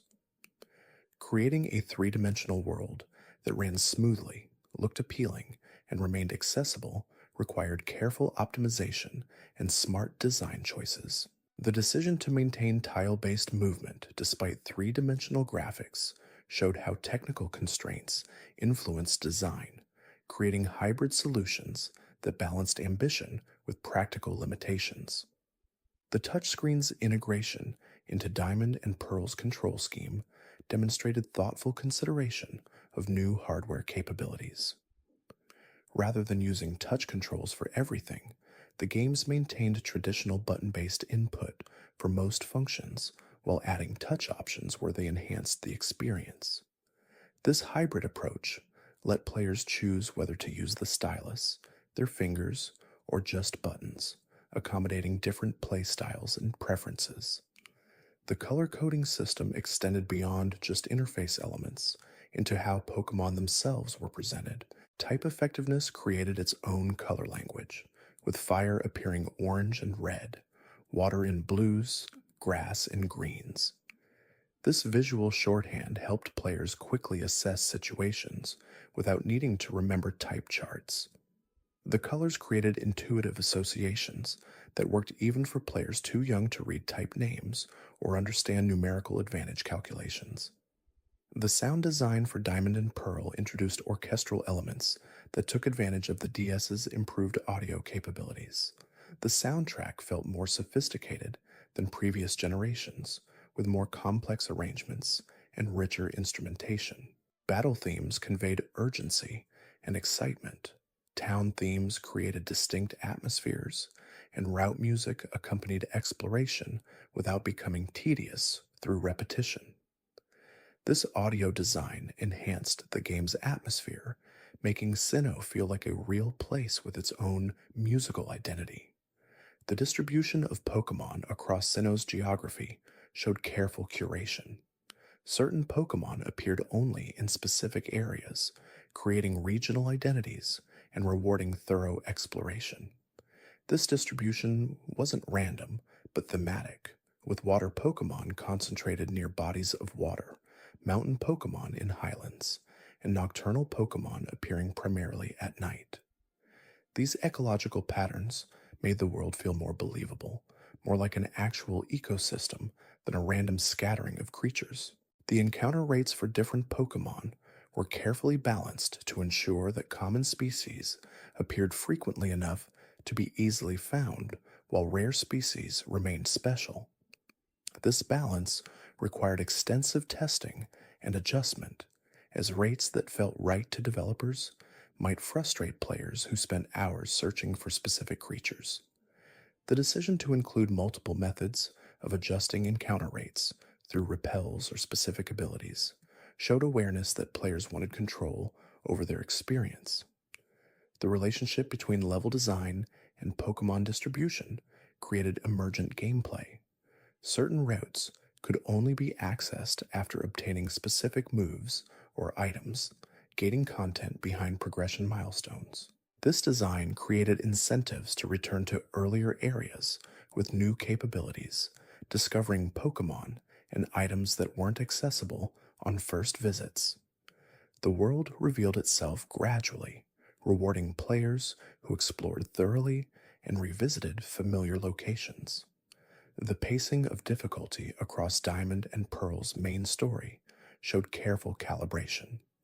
Early battles were easy enough that new players could succeed without frustration, while later battles required more strategy and thought.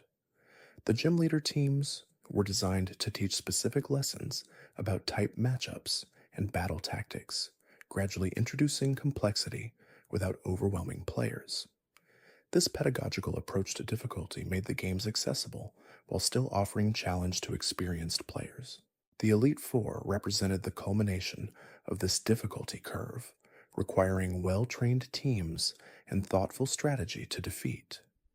These battles tested whether players had internalized the lessons taught throughout their journey, whether they understood type matchups, stat relationships, and move effectiveness.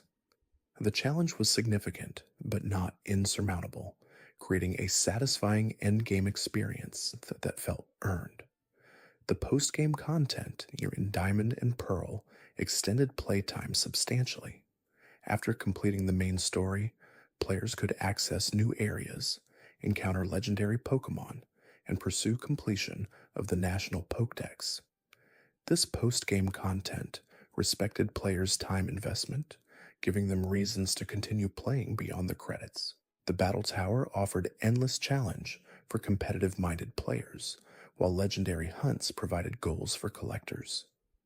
The National Pokédex completion requirement, needing to see or catch every Pokemon from all generations, created substantial challenge. This goal encouraged trading and online interaction, as certain Pokemon were version exclusive or unavailable without connecting with other players. The decision to make completion genuinely difficult showed respect for dedicated players who wanted long-term goals requiring sustained effort. The event Pokemon system, where certain creatures could only be obtained through special distributions, created anticipation and community engagement. These events turned Pokemon acquisition into social experiences, where players gathered at participating stores or connected online during limited time windows. The exclusivity made these Pokemon feel special, worth pursuing despite the extra effort required. The critique of event-exclusive Pokemon focused on accessibility concerns. Players without access to participating locations or internet connectivity couldn't obtain these creatures, creating divisions between who could complete their Pokédex and who couldn't. This tension between creating special experiences and maintaining accessibility remained unresolved, with valid arguments on both sides about how exclusive content should be handled. The mythology surrounding Diamond and Pearl's creation, the stories about Masuda's vision, and the team's philosophical goals became part of the game's cultural legacy. Players appreciated knowing that real thought and intention went into design choices, that features weren't arbitrary but connected to larger visions about what Pokemon could be. This awareness deepened engagement, transforming games from mere products into expressions of creative values. The reception of Diamond and Pearl upon release showed that the ambitions driving development resonated with audiences. Sales were strong, critical reviews were generally positive, and the competitive scene flourished. The games succeeded in revitalizing interest in Pokemon, proving that the series could evolve and adapt while maintaining its core appeal. This success validated the risks Game Freak took and set precedents for future generations. The lasting influence of Diamond and Pearl appears in how later games adopted and built upon their innovations. Online trading became standard. The physical special split was never reverted. Three-dimensional graphics became the norm. The philosophical emphasis on connectivity and community continued guiding design choices. Even bugs and glitches from Diamond and Pearl influenced how later games were tested and patched. The comparison between Diamond and Pearl's ambitions and their actual execution reveals both successes and shortcomings. Not every goal was fully achieved. The games shipped with bugs. Some features felt underdeveloped. Balance issues existed in competitive play. But the attempt to create ultimate games that would unite players globally represented admirable ambition, even where execution fell short. The willingness to aim high, to risk failure in pursuit of meaningful achievements, distinguished these games from safer, more conservative alternatives. The community that formed around Diamond and Pearl, both casual and competitive, showed the social potential Game Freak was trying to unlock. Forums and websites dedicated to Pokemon flourished. Online trading communities developed their own cultures and norms. Competitive players formed teams and shared strategies. This social ecosystem extended far beyond just playing the games, creating spaces where Pokemon became vehicles for connection and shared experience.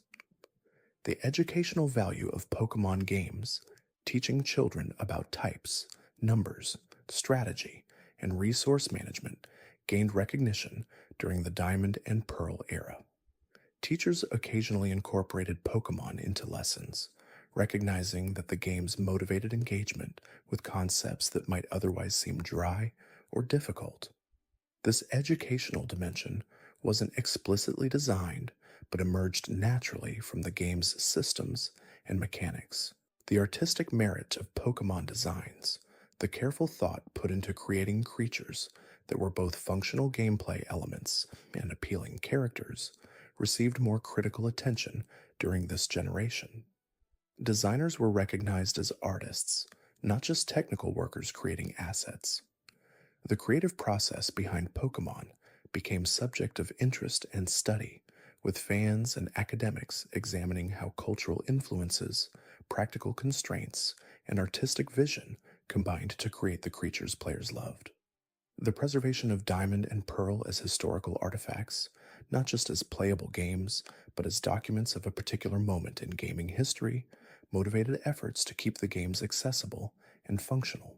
As hardware aged and online services shut down, communities worked to archive features and experiences before they disappeared.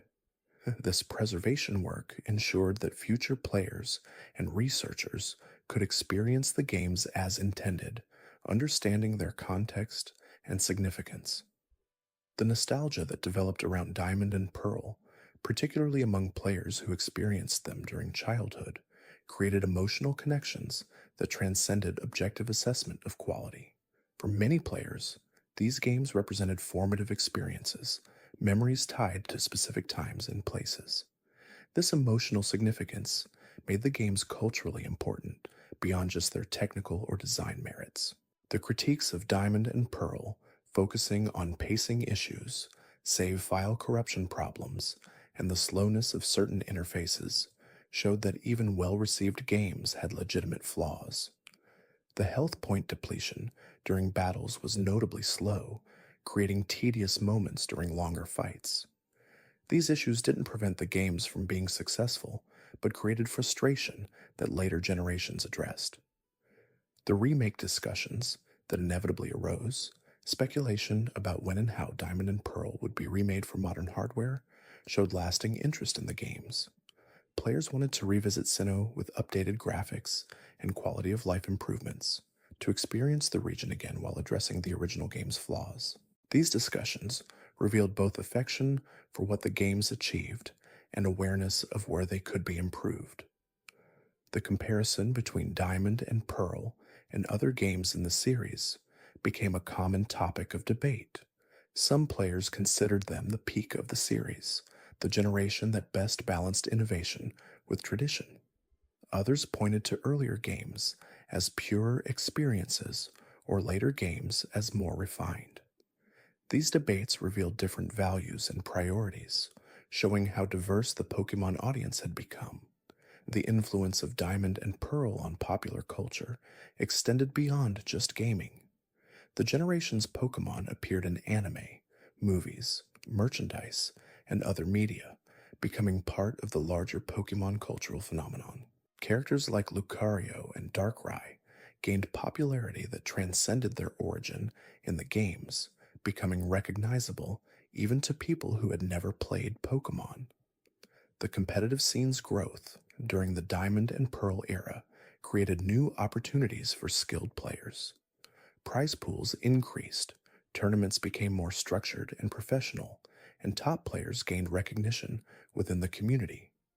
This professionalization of competitive Pokémon changed how the games were perceived, proving that they could support serious strategic play beyond casual enjoyment. The breeding mechanics in Diamond and Pearl, allowing players to pass down moves and create Pokémon with specific stats, added another layer of depth for dedicated players.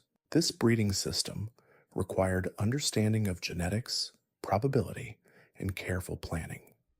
The time investment needed to breed perfect Pokémon created divide between casual players who caught what they found and serious players who carefully constructed their teams through selective breeding. The hidden values determining Pokémon's potential, individual values, and effort values created invisible depth that casual players might never encounter. These systems allowed for substantial customization and optimization, but required external resources to fully understand. The decision to hide this information created debate about accessibility versus depth, about whether complexity should be transparent or discovered. The move tutors scattered throughout Sinnoh provided another avenue for customizing Pokémon beyond their natural move pools. These tutors taught moves that couldn't be learned through level up or technical machines, creating strategic options that rewarded exploration and investment. The limited availability of some taught moves created decision points as about which Pokémon to teach and which to skip. The item system in Diamond and Pearl expanded significantly, with held items affecting battles in numerous ways. Choice items that locked Pokémon into single moves created risk-reward calculations. Berries that activated under specific conditions added unpredictability. These items became essential tools in competitive play, turning item selection into another strategic layer requiring careful consideration. The friendship system, where Pokémon became stronger through positive interaction with their trainers, added emotional dimension to gameplay. This system wasn't just mechanical, but thematic, reinforcing ideas about bonds between trainers and Pokémon. The tangible benefits of high friendship, including evolution triggers and battle effects, made the abstract concept of caring about Pokémon into concrete gameplay reality. The daycare system, where Pokémon could be left to gain levels, and potentially produce eggs created passive progression. Players could deposit Pokemon and let them grow while pursuing other activities, creating efficient use of playtime. This system also facilitated breeding, as leaving compatible Pokemon together would produce eggs containing baby Pokemon with inherited characteristics. The underground trading economy that emerged in the underground system showed how players created value and exchange systems within game frameworks. Rare items became currency, with players developing informal exchange rates and trading networks. This emergent economy demonstrated how social systems could develop within designed spaces, as players created structures and norms that developers never explicitly programmed. The secret base customization in the underground let players express creativity through decoration. The limited selection of furniture and decorations created constraints that inspired clever solutions as players worked within limitations to create personalized spaces. This creativity turned bases into forms of self expression, ways of communicating personality and style through in game design choices. The capture mechanics requiring players to weaken Pokemon before attempting to catch them created tension and strategy. Bringing creatures to low health without knocking them out required careful move selection and understanding of damage calculations. Status conditions that made catching easier added another layer, rewarding players who came prepared with sleep-inducing moves or paralysis attacks. The different Pokeball types offering various catch rates and effects created collection and optimization opportunities. Some balls worked better at night, others were more effective on specific Pokemon types, still others had aesthetic differences that appealed to collectors. This variety turned ball selection into meaningful choice, rather than just using whatever was cheapest or most available. The berry planting system, where players could grow their own items through careful cultivation, added agricultural simulation elements. Checking berry plots regularly, watering them to ensure growth, and harvesting them at optimal times created gameplay loops independent of battling and exploration. This system appealed to players who enjoyed slower-paced, management-focused activities. The Poffin creation minigame that turned berries into Pokemon treats combined berry cultivation with cooking mechanics. These treats raised contest stats, providing benefits for players interested in contests rather than battles. This alternative progression path showed that Pokemon offered multiple ways to engage beyond just competitive battling. The contest system itself, where Pokemon performed in talent shows rather than fighting, created completely different gameplay experiences. Success depended on different stats, different moves, and different strategies than battles required. This diversity of activities meant players could find niches, matching their interests even within a single game. The photography elements scattered through Diamond and Pearl, opportunities to take pictures of Pokemon in various poses and locations, appealed to players who enjoyed documentation and collection. These photos could be saved and shared, creating another form of social interaction built around showing rather than telling experiences. The customization options for the player character, though limited compared to later generations, let players express preferences through fashion choices. The selection of outfits and accessories created opportunities for self-expression within the game world, making player characters feel more personal and distinct. The attention to environmental details, small touches like footprints in snow or ripples in water, enhanced immersion without serving mechanical purposes. These details showed that developers cared about world building beyond just functional gameplay elements, creating atmosphere through careful observation and implementation of natural phenomena. The regional variant system that would later become popular in subsequent generations had conceptual roots in how Diamond and Pearl handled Pokemon distribution. Certain creatures appeared in Sinnoh that hadn't been available in previous regions, creating geographic specificity. This approach would eventually evolve into actual regional forms with different appearances and types. The mythology books readable in Sinnoh's library, provided lore about the region's legendary Pokémon and creation myths. This optional world building rewarded curious players while not being mandatory for completing the game. The decision to hide deeper lore in optional text showed respect for different player engagement levels, allowing those who wanted deeper understanding to find it while not forcing it on everyone. The trainer customization possible through team composition made every playthrough potentially unique. With hundreds of Pokemon available in 6 party slots, the possible combinations created near infinite variety. 2 players completing the game might have completely different experiences based solely on which Pokemon they chose to train and use. The emotional moments scripted throughout the story, farewells to rivals, confrontations with antagonists, discoveries of legendary Pokemon, created narrative peaks that elevated gameplay beyond mechanical progression. These story beats gave context and meaning to the journey, making completion feel significant rather than just checking off a completion box. The relationship between game design and player psychology became more evident during Diamond and Pearl's development cycle. Understanding what motivated players, what frustrated them, what kept them engaged over dozens or hundreds of hours, required thinking beyond just mechanics into human behavior and emotional responses. The decision to make certain Pokemon rare wasn't just about game balance, but about creating moments of excitement and accomplishment when finally encountering them. The satisfaction of completing difficult tasks, like filling the Pokédex or defeating the Elite Four with an underleveled team, came from overcoming genuine challenge. If everything was easy, completion would feel hollow. But if everything was too difficult, players would give up in frustration. Finding that middle ground, where challenge felt fair and victory felt earned, required extensive testing and careful calibration. The social dynamics around Pokemon trading showed how digital systems could facilitate human connection.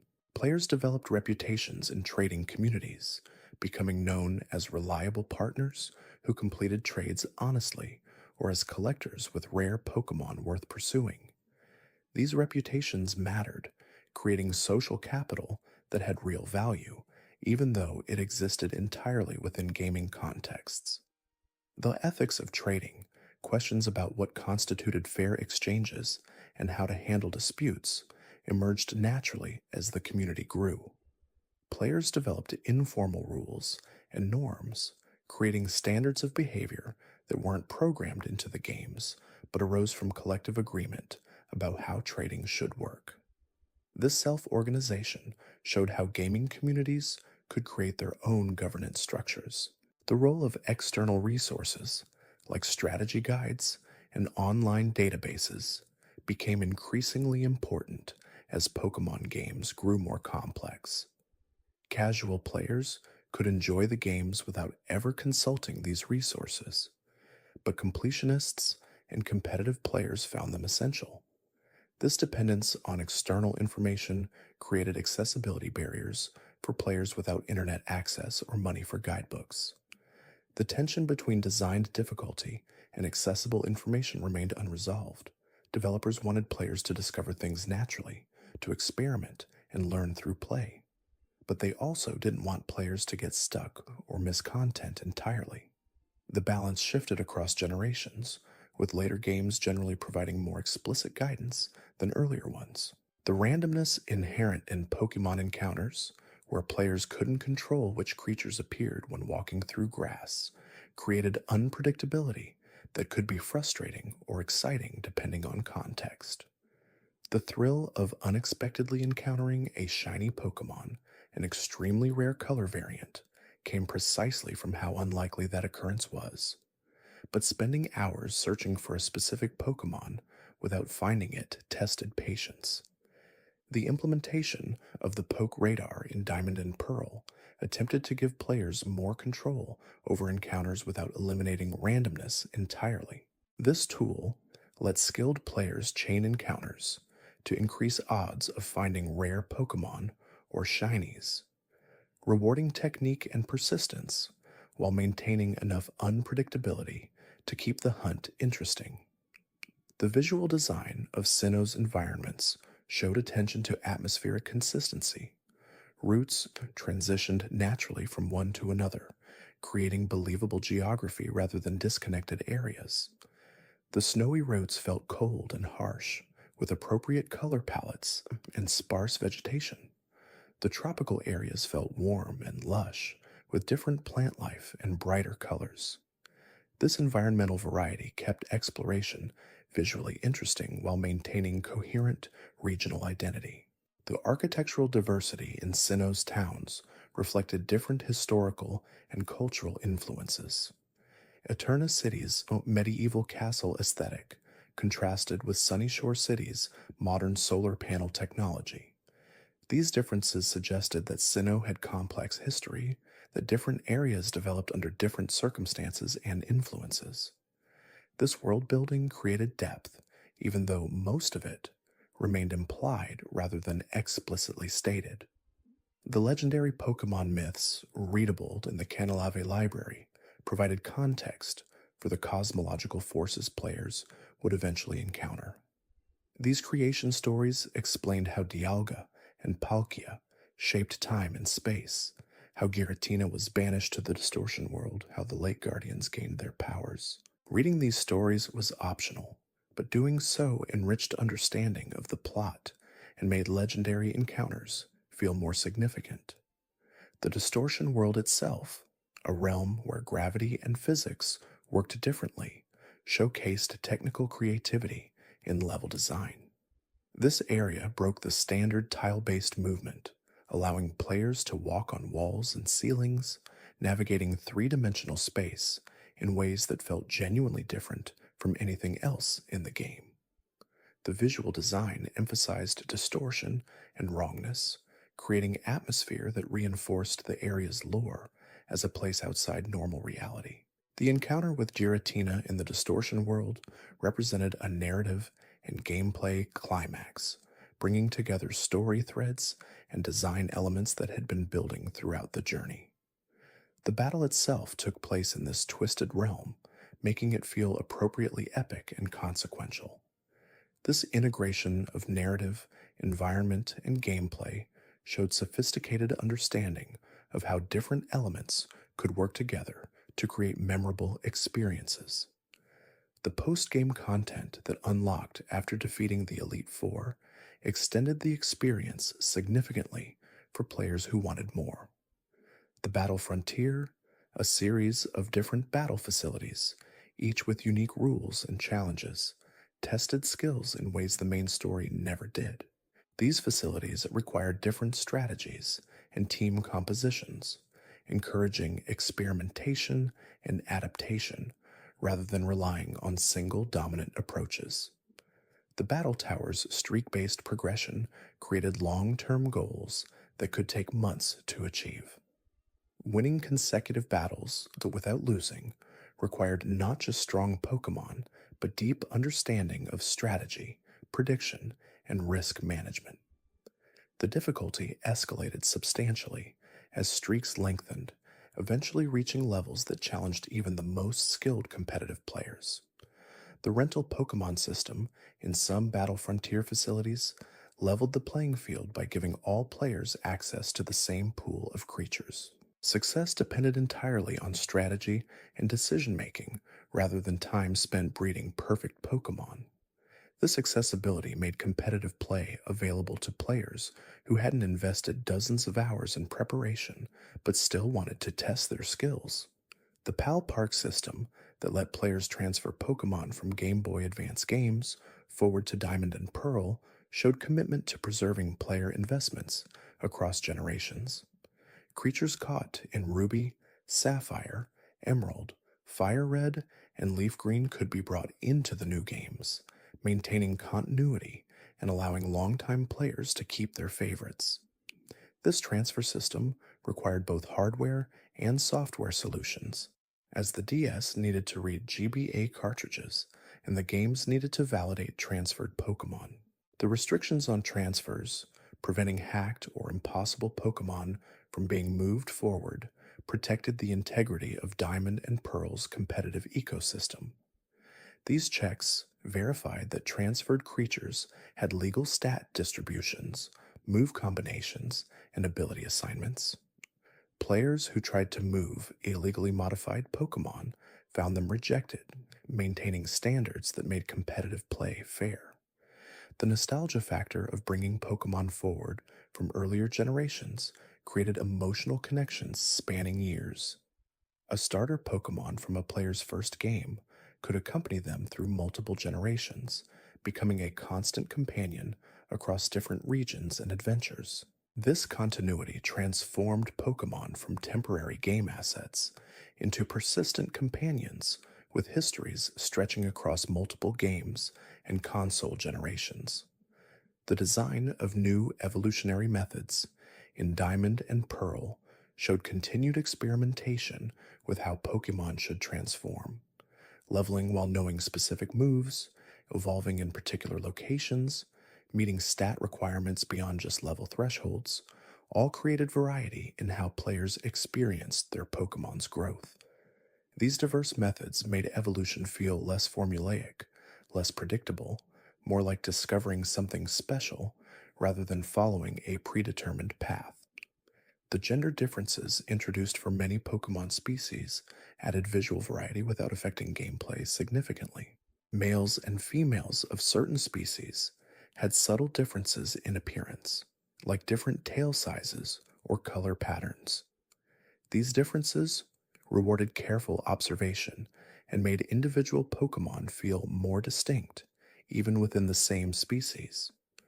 The implementation was subtle enough to not be distracting, but noticeable enough to be appreciated by attentive players. The friendship based evolution requirements created interesting dynamics around how players interacted with their teams. Walking with Pokemon, using them in battles, giving them vitamins and massages, all increased friendship toward evolution thresholds. This system encouraged diverse team usage rather than keeping Pokemon boxed indefinitely. It also created narrative satisfaction, as Pokemon evolved specifically because of positive relationship with their trainer rather than just gaining experience. The happiness checker, NPC, who could tell players how friendly their Pokemon felt, provided feedback for this invisible stat. These evaluations used poetic language describing how the Pokemon looked at their trainer or how comfortable they seemed. This qualitative feedback was less precise than numerical values, but felt more appropriate for describing emotional bonds. The move relearner, who could reteach forgotten moves for a price, solved problems created by limited move slots. When Pokemon learned new moves through level up, old moves had to be deleted to make room. The move relearner let players recover those deleted moves, preventing situations where valuable techniques were lost permanently. This system encouraged experimentation, as players could try new moves without fear of irreversibly losing old ones. The heart scale currency required for move relearning created another collectible to find and manage. These scales were relatively rare, found through mining in the underground or fishing in specific locations. Their scarcity meant players had to choose carefully which moves to relearn, adding resource management considerations to team building. The TM and HM system that taught moves to Pokemon underwent refinement in Diamond and Pearl. While TMs remained single-use items, their distribution across the game world was carefully planned to ensure important moves were accessible when players needed them. HMs, the permanent moves required for navigation, created team-building constraints as players needed to include Pokemon capable of learning and using them. The frustration with HM, moves that weren't useful in battle but required team slots, led to later generations reconsidering the system entirely. But in Diamond and Pearl, HMs still served their traditional role of gating progress behind specific moves. Surf, Fly, Strength, Rock Smash, Waterfall, and others all unlocked new areas when obtained, creating clear progression milestones. The decision to make some HMs actually useful in competitive play, particularly Surf and Waterfall after the physical special split, reduced the opportunity cost of including them on teams.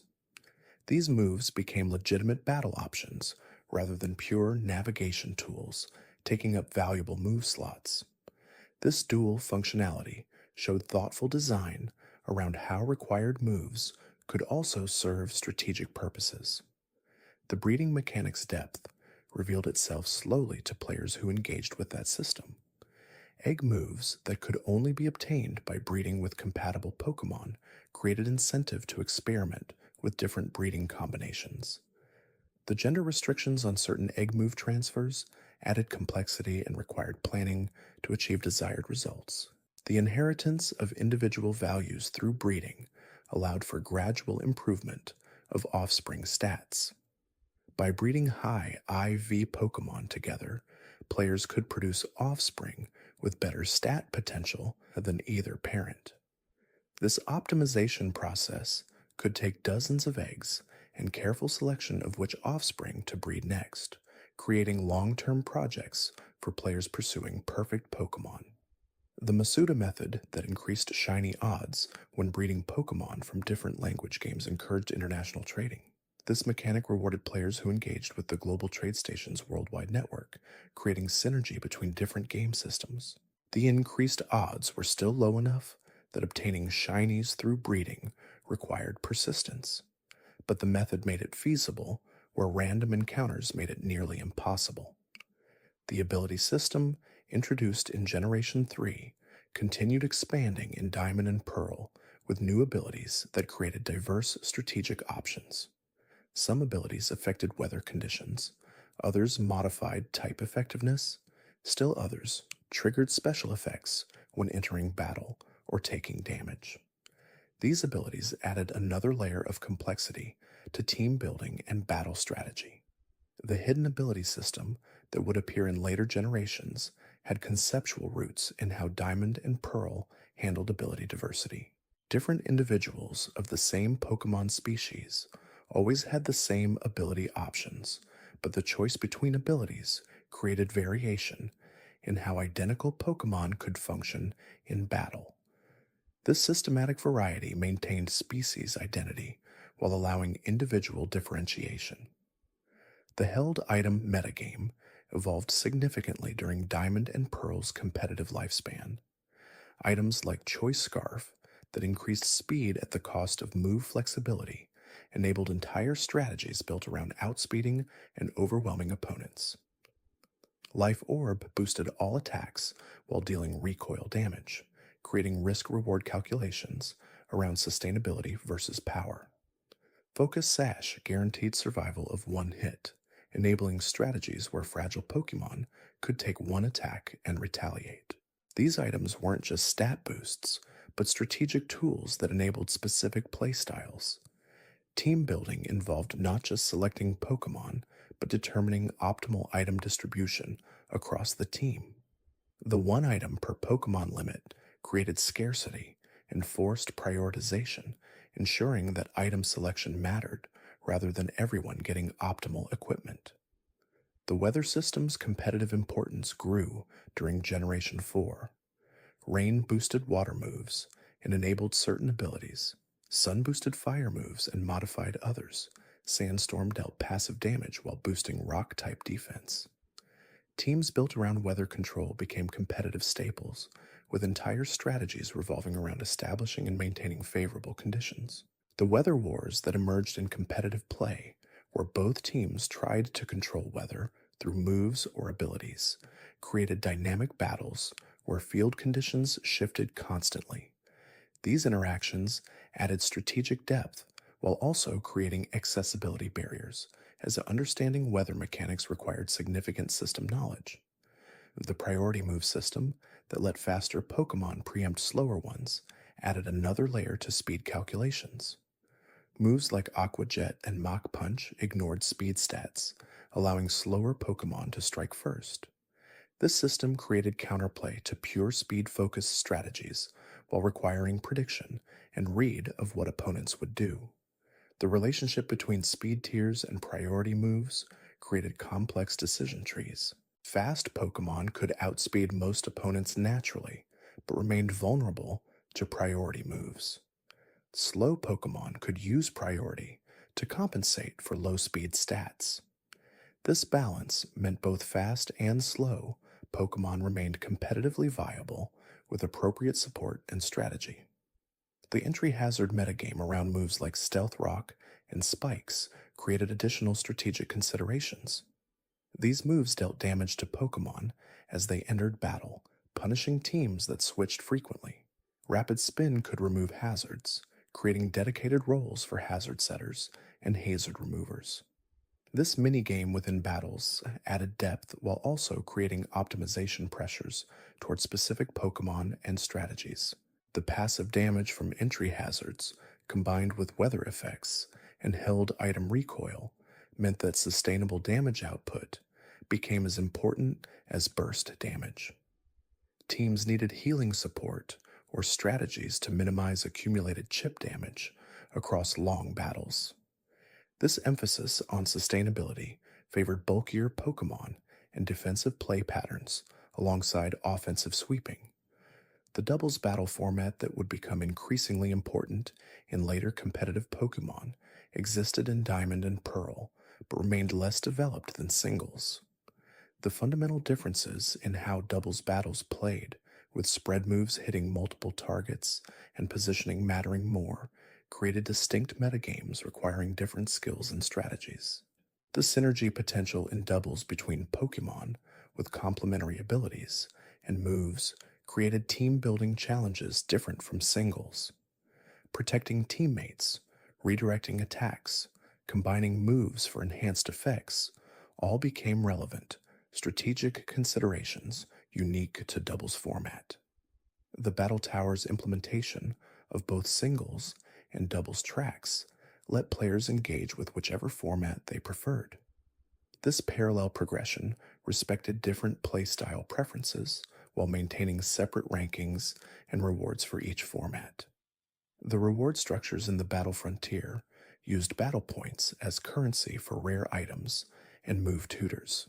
These points could only be earned through successful streaks in various facilities, creating exclusive rewards for players who engaged with post-game content. The scarcity of these rewards motivated participation while creating clear goals beyond just winning battles. The move tutors available for battle points taught moves that couldn't be obtained any other way, creating powerful incentives to engage with the battle frontier. These exclusive moves often became competitively relevant, ensuring that serious competitive players needed to participate in the frontier, whether they enjoyed it or not. The accessibility concerns around gating competitive moves behind skill-based content created friction. Casual players who wanted to try competitive battling found themselves unable to access optimal movesets without first succeeding in the Battle Frontier's challenges. This barrier to entry limited competitive participation to players willing to invest time in mastering the frontier. The underground system's fossil digging created another completionist goal separate from Pokemon collection. Finding all fossil types and reviving all ancient Pokemon required dedicated mining and luck, as fossils appeared randomly in underground walls. This activity provided alternative gameplay for players tired of battling or catching Pokemon. The sphere trading system in the underground, where players exchanged colored spheres for furniture and traps, created microeconomy based on rarity and demand. Certain sphere colors were harder to find than others, creating value hierarchies that players learned through experience and trading. The secret-based traps that players could set to challenge visitors added light competitive element to base customization. Those traps created obstacle courses that visitors had to navigate, turning static bases into mini challenges. The creativity players showed in designing challenging trap layouts demonstrated how simple mechanics could enable complex player expression. The Wi-Fi plaza that let players meet and interact in real time created virtual social space within Pokemon games. This area allowed simple interactions and mini games, creating casual social experiences beyond trading and battling. The plaza never became as significant as the global trade station, but represented experiments in synchronous online interaction. The voice chat functionality, available during battles and trading, represented another attempt at facilitating player communication. The implementation was basic compared to modern standards, but showed recognition that players wanted to talk to each other during exchanges and competitions. Technical limitations of the DS's voice chat created quality issues that limited adoption. The friend code system that Nintendo used for DS online connectivity created both security and accessibility challenges. Friend codes prevented anonymous interaction between players, protecting children from unwanted contact. But they also made connecting with friends cumbersome, requiring manual code exchange before any interaction could occur. This trade-off between safety and convenience affected how players engaged with Diamond and Pearl's online features. The security concerns that led to friend codes reflected broader anxieties about online gaming and children's safety. Nintendo took a conservative approach to online features, implementing multiple layers of protection even when they created friction. This cautiousness shaped how Diamond and Pearl's connectivity features worked and limited some of their potential. The generational leap in trading from local wireless to global internet fundamentally changed Pokemon's social dynamics. Earlier games required physical proximity for trading, creating playground economies and schoolyard interactions. Diamond and Pearl's online trading potentially replaced that physical community with virtual one, changing how players experienced Pokemon socially. The nostalgia for local trading, for the physical ritual of link cables, and seeing friends' reactions to trades persisted even as online trading offered greater convenience. Some players felt that something was lost when trading became digital and distant, when partners were anonymous usernames rather than classmates or siblings. The balance between preserving local play while enabling global connectivity remained challenging. Diamond and Pearl offered both options, allowing players to choose whether to trade locally with nearby friends or online with distant strangers. This flexibility acknowledged that different players valued different social experiences. The cultural exchange, enabled by global trading, created interesting dynamics around regional exclusive events and promotions. Japanese players could trade event Pokemon to Western players before those events occurred in America or Europe, creating early access pipelines.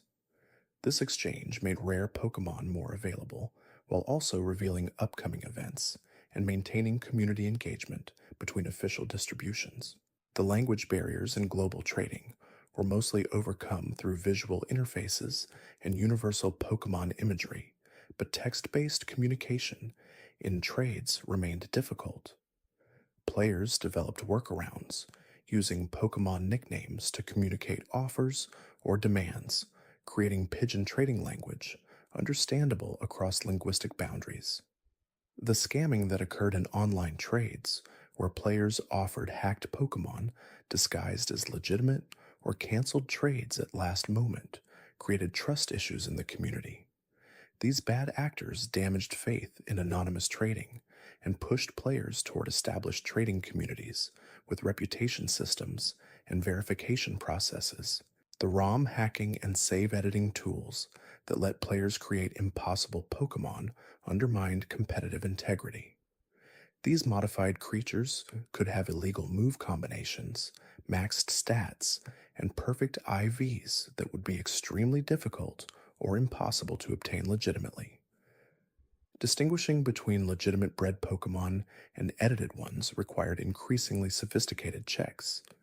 The arms race between Game Freak implementing detection systems and hackers finding ways around them continued throughout Diamond and Pearl's lifespan. Each update or patch that caught new hacking methods would be followed by updated tools that evaded detection. This ongoing battle shaped how competitive Pokemon operated and what measures were needed to maintain fair play. The ethical debates around save editing split the community.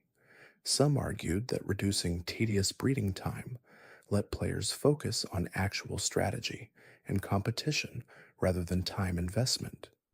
Others maintained that breeding requirements served important purposes in maintaining Pokemon value and making competitive teams meaningful achievements.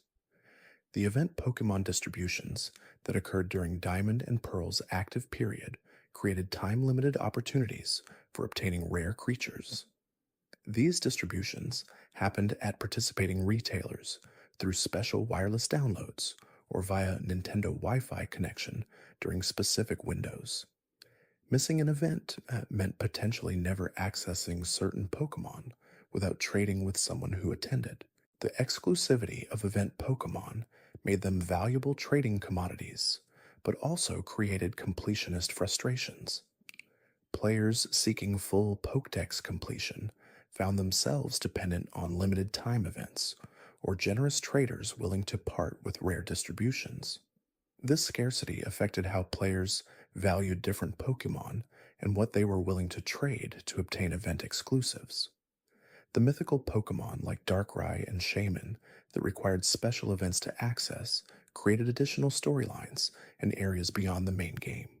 These post-game adventures added content for players who obtained event items, rewarding participation in the event system with exclusive gameplay experiences. The mystery gift system that facilitated event distributions evolved from earlier generations, but remained clunky compared to modern standards. Receiving gifts required specific menu navigation and sometimes special hardware or locations. This friction limited event participation to informed players who knew when and how to claim distributions. The role of community information networks in spreading event awareness became crucial. Without official notifications reaching all players, community websites and forums became primary sources for learning about upcoming events. This dependence on external information created disparities between connected players who knew about events and isolated players who missed them entirely. The preservation of event Pokemon in trading communities ensured that these limited distributions remained accessible long after official events ended.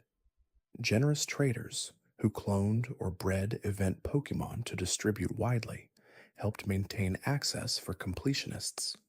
This community-driven preservation compensated for official distribution's temporary nature.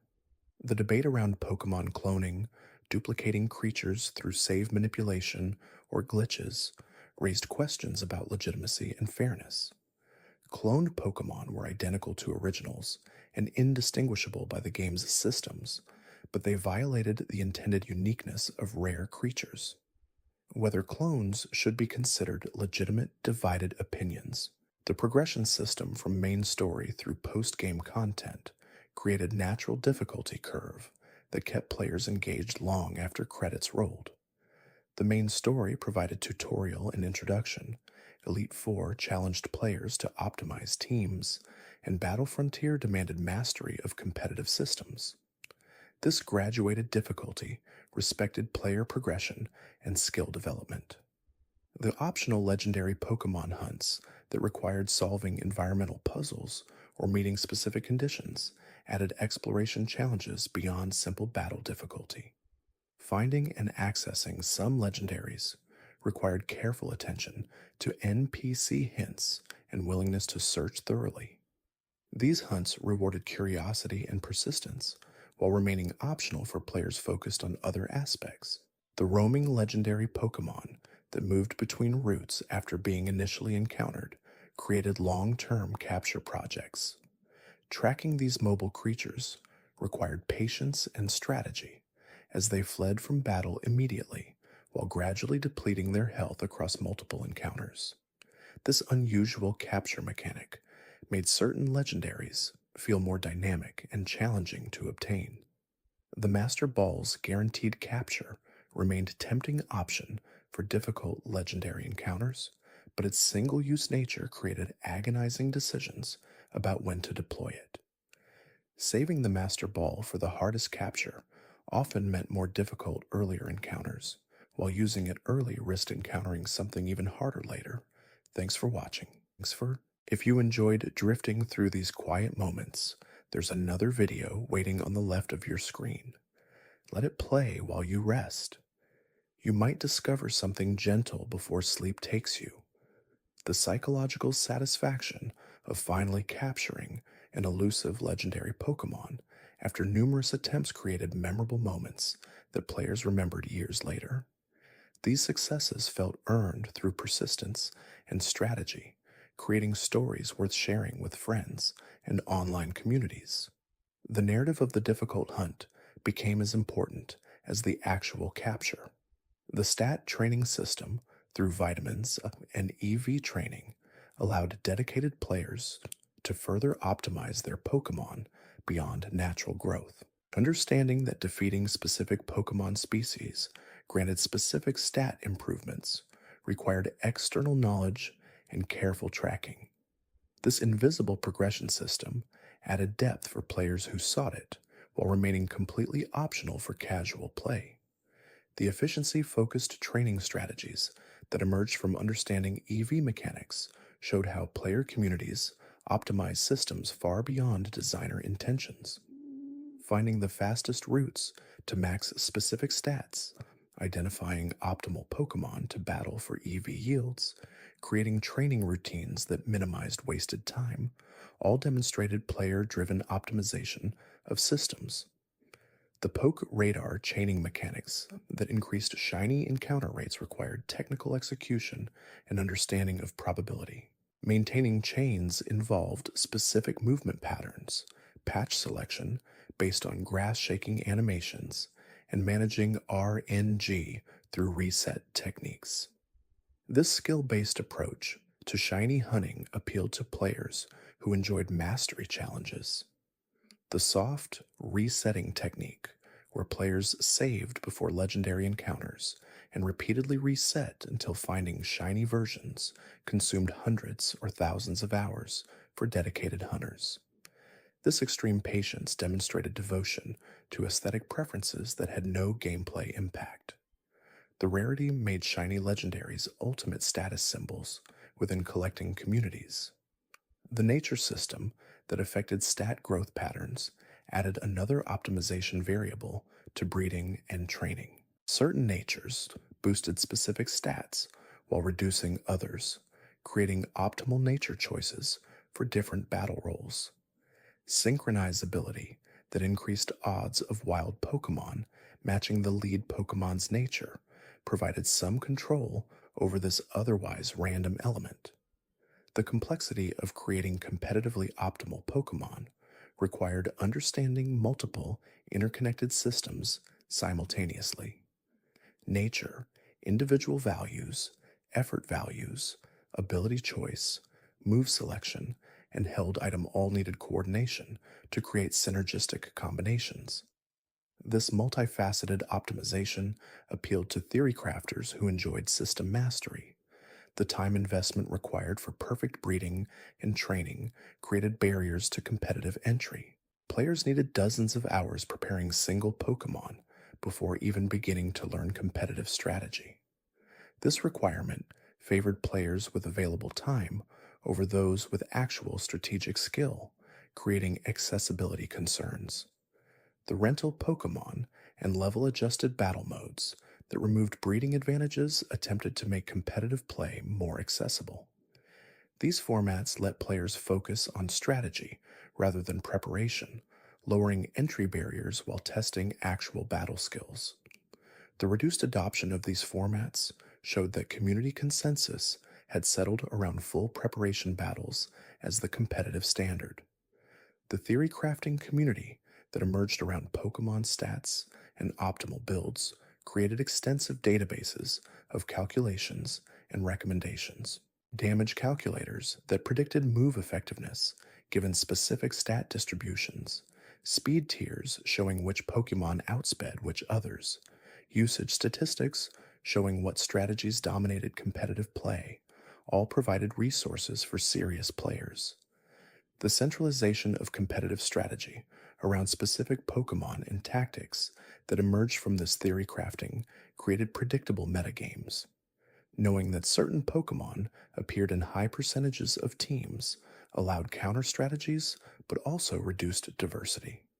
This tension between optimization and variety remained unresolved. The tiering system that communities developed to classify Pokemon by competitive viability attempted to maintain diversity by creating usage based categories. Pokemon used above certain thresholds moved to higher tiers, preventing them from dominating lower tier play. This community managed balance system complemented official balance efforts. The ban list discussions around Pokemon and strategies deemed too powerful for healthy competitive play showed communities actively managing their own competitive ecosystems. These bans weren't enforced by game mechanics, but by community agreement and tournament rules. The debates around what deserved banning reflected different philosophies about competition and fairness. The sleep clause and species clause that communities adopted as standard competitive rules emerged from practical needs to prevent degenerate strategies. Sleep clause prevented teams from putting multiple opponents to sleep simultaneously, while species clause prevented multiple copies of the same Pokemon on single teams. These artificial constraints improved competitive experience despite not being programmed into games. The challenge of balancing singles and doubles formats, which had different dominant strategies and metagames, showed how rule changes dramatically affected which Pokemon and tactics succeeded. Pokemon unviable in singles might dominate doubles, while singles powerhouses might struggle in doubles contexts. This format diversity created multiple competitive scenes with distinct communities. The regional difference in format preferences, with Japan favoring doubles while Western communities preferred singles, reflected cultural differences in competitive gaming. These preferences shaped how different communities approached Pokemon and what skills they valued. The eventual official format adoption of doubles for video game championships aligned with Japanese preferences. The mythology surrounding certain Pokemon as competitive staples or trap options became community knowledge passed between players. New competitors learned which Pokemon were actually good, despite appearances, and which looked powerful but underperformed. This practical wisdom existed separately from official information. The innovation cycles in competitive metagames, where new strategies emerged, became popular, were countered, and eventually gave way to new innovations, showed living, evolving competitive scenes. The best players anticipated shifts and positioned themselves ahead of metagame trends rather than reacting to them. This predictive strategic thinking separated top competitors from merely good ones. The psychological elements of competitive battling, reading opponents' likely moves, predicting switches, managing risk through probabilistic thinking, added dimensions beyond pure mechanical execution. Successful competitive play required understanding opponent psychology and making educated guesses about hidden information. The tournament pressure that affected decision-making during important matches showed how competitive Pokémon was ultimately about human performance under stress. Players who executed perfectly in practice sometimes made critical mistakes during championship matches due to nerves or fatigue. This human element made competition compelling beyond just strategic depth. The community narratives around legendary players and memorable matches created storylines that engaged spectators beyond just the battles themselves. Following competitive players across tournaments, watching rivalries develop, seeing redemption arcs after disappointing losses, all created dramatic narratives within competitive Pokemon. The streaming and content creation that grew around competitive Pokemon during later generations had early roots in Diamond and Pearl's competitive scene. Players sharing their team building processes, commenting on battles, explaining strategies, all created educational content that helped develop the competitive community. The social bonds that formed within competitive Pokemon communities created lasting friendships and connections. Players who met through tournaments maintained contact long after active competitive participation ended. These relationships showed how competition could facilitate genuine human connection rather than just rivalry. The local tournament scenes that existed before online play became dominant created geographic competitive communities with distinct metagames. Regional variations in strategy emerged from different dominant players and limited information flow between areas. This diversity decreased as online communication increased. The game stores and community centers that hosted Pokemon tournaments became third spaces where players gathered regularly. These physical locations provided social infrastructure that online play couldn't fully replace. The decline of local tournament scenes as online play became standard removed important community gathering points. The generational transition as older players aged out of active competition while new players entered created continuous renewal in competitive communities. This turnover ensured fresh perspectives and prevented stagnation, but also meant constant rebuilding of community knowledge and culture. The balance between respecting competitive history and remaining open to new players challenged community management. Veteran players sometimes resented newcomers who hadn't earned respect through long participation, while gatekeeping attitudes discouraged new player engagement. Successful communities navigated this tension by honoring history while welcoming fresh blood. The documentation of competitive history through battle recordings, player profiles, and tournament results created institutional memory for communities. This archival work preserved the knowledge of past metagames and legendary matches, creating shared history that bound communities together across time. The evolution of competitive formats, from purely player-organized events to official championship series with substantial prize pools, validated competitive Pokemon as legitimate competition. This progression from hobby to profession for top players reflected broader trends in competitive gaming. The sponsorship and professional teams that emerged in later competitive Pokemon had conceptual roots in the Diamond and Pearl era, when competitive play first became truly global and organized. The infrastructure that later supported professional competitive scenes was built during this generation. The coaching and training structures that developed to help players improve their competitive skills showed professionalization of approach. Top players began studying game theory, probability, and psychology to gain competitive edges. This scientific approach to competition elevated play levels dramatically.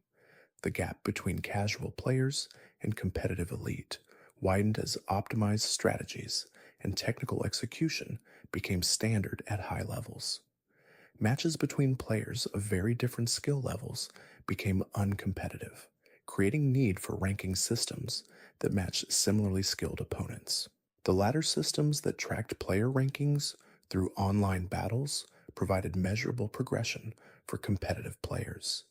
Climbing rankings created concrete goals beyond just winning, giving each battle significance within larger rating journeys. This numerical progression satisfied achievement-oriented players. The rating volatility during early ladder climbs, where results swung ratings, dramatically created exciting but stressful experiences.